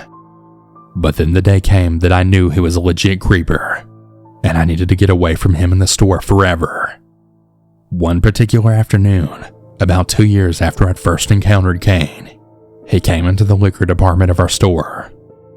I was manning the register, and when I saw him pushing his cart of things to the small register I was at, I froze. This creep was literally going out of his way to come into the part of the store that he never entered, all because he'd seen me as he was looking for a place to check out. He made a beeline to me and started to talk to me, opening with, "There's my girl, waiting for me like always." His girl? I don't think so. I wasn't and never would be his. A little side note, I had taken to wearing a ring on my left ring finger to try and deter him. It was a ring my then boyfriend from high school had given me as a birthday gift. Inexpensive, but lovely nonetheless. Kay never took notice of it for a long time, until this day. He saw it on my hand and said in shock, "Do you have a boyfriend?" I thought, finally he notices I'm not interested, and I told him that I did and I was very happy with him. Instead of wishing me well, or leaving like a child that had gotten a toy taken away, he leaned in and said, "Fuck him. He'll never treat you the way I can. I can give you everything you'd ever want. I must have you as mine. Leave your boyfriend and come live with me. We can leave tonight after your shift." At this point, I'm internally having a panic attack and wanting to scream for help. I simply say in a shaky voice that I can't, and he then tells me that I'd make a perfect wife for him. What in the absolute fuck? He then leaves after I hand him his receipt, but not before kissing my hand and saying, "See you soon, honey."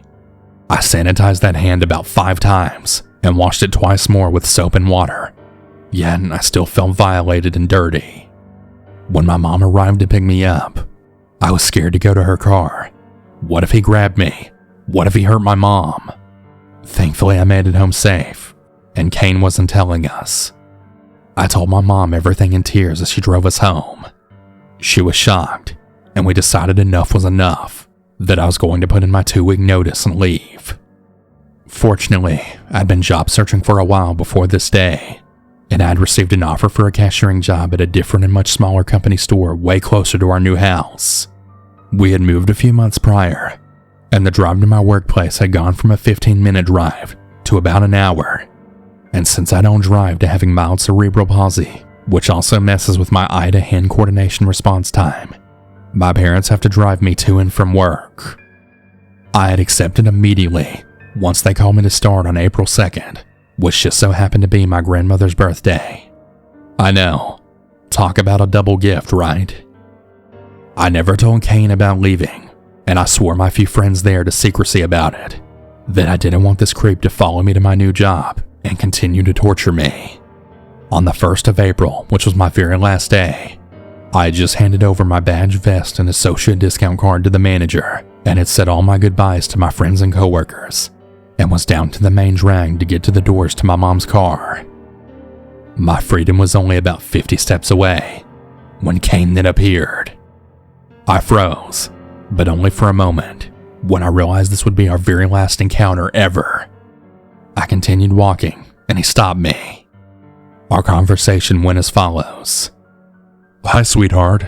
What register are you on today? Oh, I just finished my shift. Oh, too bad. When are you working again? I'll get here early and maybe take you to lunch or something. This fucking creep. He really didn't know how to take a hint. I told him I didn't remember, and that I'd just see him when I was on again. Once he walked away, I bolted to my mom's car and she drove us home. I cried, but not out of fear, but out of relief. I was free, liberated from that store, and of the creeper that made 6 out of my 8 years at that store absolutely hell. I was never returning there again. The new job was great, and I spent 5 happy years there before moving out of state. I still reflect on those 8 years on rare occasions, and my mind will always remember the 50-something nerdy slob that was Kane, my stalker at the grocery store. From 2016 to 2020, I worked for one of the largest grocery stores / retail chains in the Midwest. I started as an hourly clerk and worked my way up to assistant store manager. The story I'm about to tell you happened in 2019, when I had already been promoted to assistant manager. I'm a female, and I was 26 years old at the time. I will share a little bit about the role, as it will play into the story later on. As an assistant manager, I worked all sorts of crazy hours. I worked first, second, and third shifts, weekends, holidays, etc. If you can think of it, I worked it. I managed different departments, helped customers, handled merchandise, and dealt with human resources tasks. For the most part, I enjoyed the job. One of the few things I didn't like, though, was being moved from store to store. The company would keep you at one particular store for 1 to 2 years, and then move you to another store at random. You have no say in which store they move you to, which sucks. Little did I know that the one thing I didn't like would be the best thing to happen to me while I worked there. Now onto the story. In the summer of 2018, I was moved from a very nice store to help manage a somewhat ghetto store in my city. Around that same time, I found out I was pregnant with my first child. It was a double whammy, to say the least. Half of the customers at this store were awful. I had rotten seafood thrown in my face because I wouldn't do a refund. One of my front-end clerks was robbed at gunpoint, and I saw a customer poop on the floor, and much more. These are all stories for another time, though. Despite these adventurous events, the worst of my time at this store started when my pregnant belly began to show. It was early January 2019, and I was around 30 weeks pregnant. I remember I was stocking produce when a man in his 50s or 60s then approached me, asking for help. He had a gray beard, was overweight, he wore grungy clothes, and his hair was greasy. When I turned around to greet him, he immediately noticed my belly and then said, "Wow, you're pregnant." Me being friendly, I told him, "Yeah, I'm having a little girl, and I'm very excited about it." "Well, congratulations," he said. After that short exchange, I helped him find his items, and he was on his way. I interact with so many customers that I just put it out of my mind. A couple of days later, I was closing the store when I saw that same man yet again. He approached me and he asked me how I was doing. I said I was doing well, just tired, and that I was ready to get off my feet. That's when he started to ask me questions about myself, like where I lived, how old I was, where I graduated high school and college, etc. I answered everything honestly until he asked me which hospital I would be delivering at. For some reason, that question was odd to me. What 50-year-old man asks that? It then dawned on me that I shouldn't have answered all of his personal questions. I excused myself from the customer, telling him I had to get back to work and to have a nice night. After that second encounter, I noticed that he would come to the store every day, but that he would only approach me at night when the store was pretty much empty. He would only have a couple of items in his cart. I tried to avoid him the best I could, but if he decided to ask for help, I couldn't turn away a customer.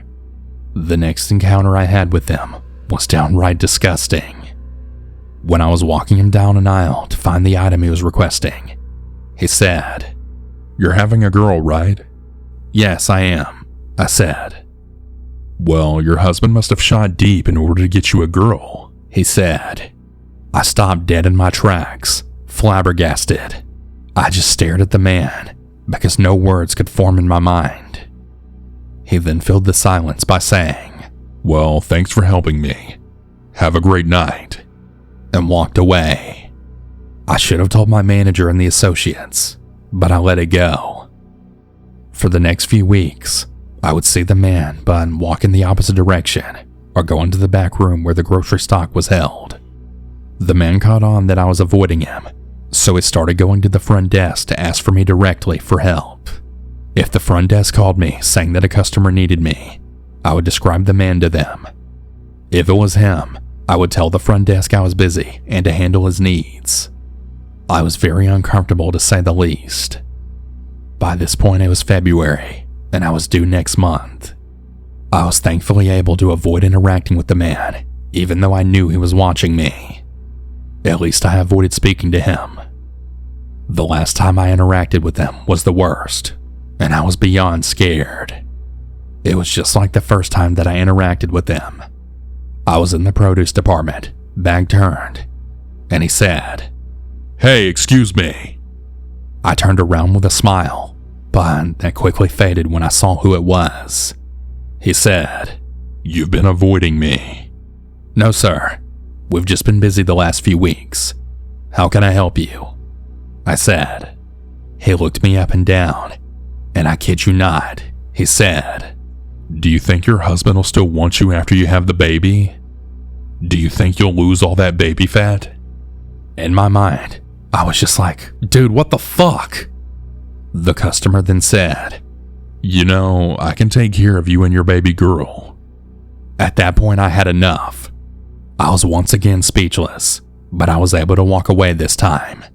I went into the management office and I called my husband, who of course was like, what the fuck, and furious. I went home early because I was so upset. So, remember at the beginning of the story, when I shared that the company likes to move you to different stores? Well, shortly after that encounter, due to medical reasons, I was induced early and had my daughter. After my maternity leave was over in May, I was transferred to a much nicer store with normal customers. I never had an encounter like that again with a customer, and thankfully, I never saw that man again. In March 2020, I got a new job with another organization, and I've been there since. To that creepy 50-year-old man who stalked me, followed me, and harassed me during my pregnancy, I hope you never do that to anyone else again, pregnant or not. If you're a woman, Please speak up if anyone makes you feel uncomfortable. I really wish I would have. Stay safe, everyone, especially if you work in retail. There really are some crazies out there.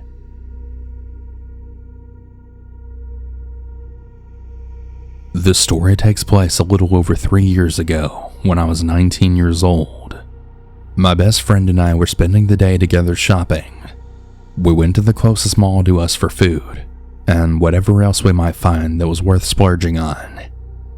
Everything was going great throughout the day so far. I don't remember exactly what we did before this, but we ended up at the mall cafeteria for lunch. Now, for some context, the entire mall was pretty much dead. Both my friend and I worked part-time jobs to help get through school. It was a weekday, during November of 2019. Most people were at work or school, and we were off work and class for the day. Like I said, the entire mall was pretty much clear for us to enjoy it to ourselves, except for a few families and some folks grabbing lunch. The cafeteria there is very large, and populated by only my friend and I at this time. I remember sitting down with her at the far side of the food court, so that when we were done eating, we could dump our trays and walk right over to the open stores. As we eat, I had noticed a man approaching the cafeteria from the side of the mall that we were sitting closest to. At first, I didn't really pay attention to him, because after all, it is a public place. However, I grew overly cautious when the man then picked his place to sit. He sat 3 or 4 tables away from us. Keep in mind, this cafeteria is very large. He could have sat anywhere, even by the beautiful fireplace couch seating area. But no, he chose a particularly close table to us. I shrugged it off, as I didn't want to assume the worst of a stranger just minding their own. After a minute or so, I noticed that he wasn't minding his own. I felt his eyes on us, and that's where they stayed. I tried not to look over too much, but his gaze was like fire in my body. 7 to 10 minutes went by without the creepy eyes leaving my body. I didn't mention anything to my friend right away, because the man was within hearing distance. So I just kept my cool, and I figured he was just a lonely creep wanting to watch 2 beautiful young girls while they chatted and ate. Not cool, but not necessarily sinister either. I have enough knowledge about stalkers and creeps to know what to do in this situation. Part of me wanted it to be nothing, and we'd just go about our day shopping and laughing like usual, with no weirdos on our tail. But the other part of me was fully on edge, and ready to take care of any danger we may be faced with.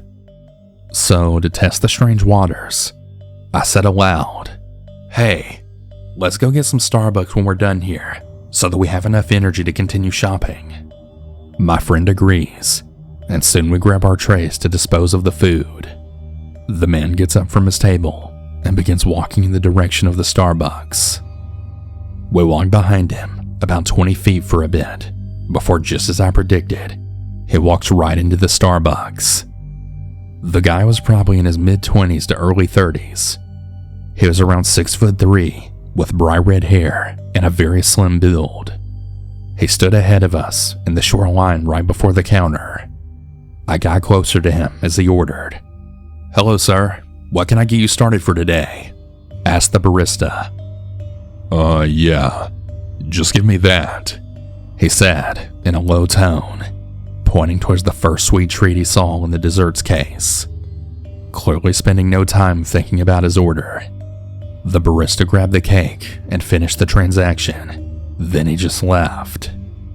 I was relieved to no longer see him even after we ordered and made our way to the next few stores. Unfortunately though, that's not the end of it. Honestly, I don't know how diligent I was being after that point. I was just glad he was gone. When we left the mall, I needed to pick up a few things for my mom from the Walmart across town. When we arrived there, I started on my list to begin the hunt for the items that my mom needed.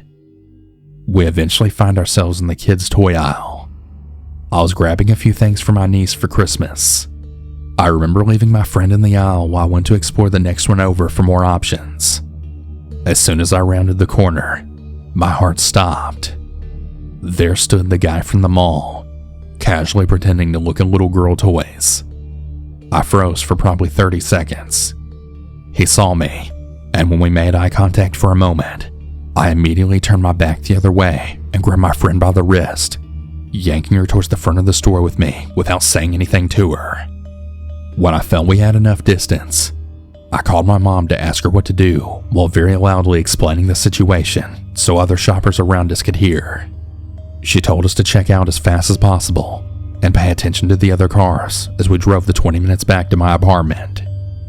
Thankfully, that was the end of it, and we never did see him again. God only knows what his intentions were, but I'm certain they weren't any kind of good. Moral of the story: always be vigilant and trust your gut. Not to toot my own horn, but if I wasn't with my friend, I'm sure she would have ended up in a more terrifying situation, as she's just not as paranoid as I am. Be safe, everyone.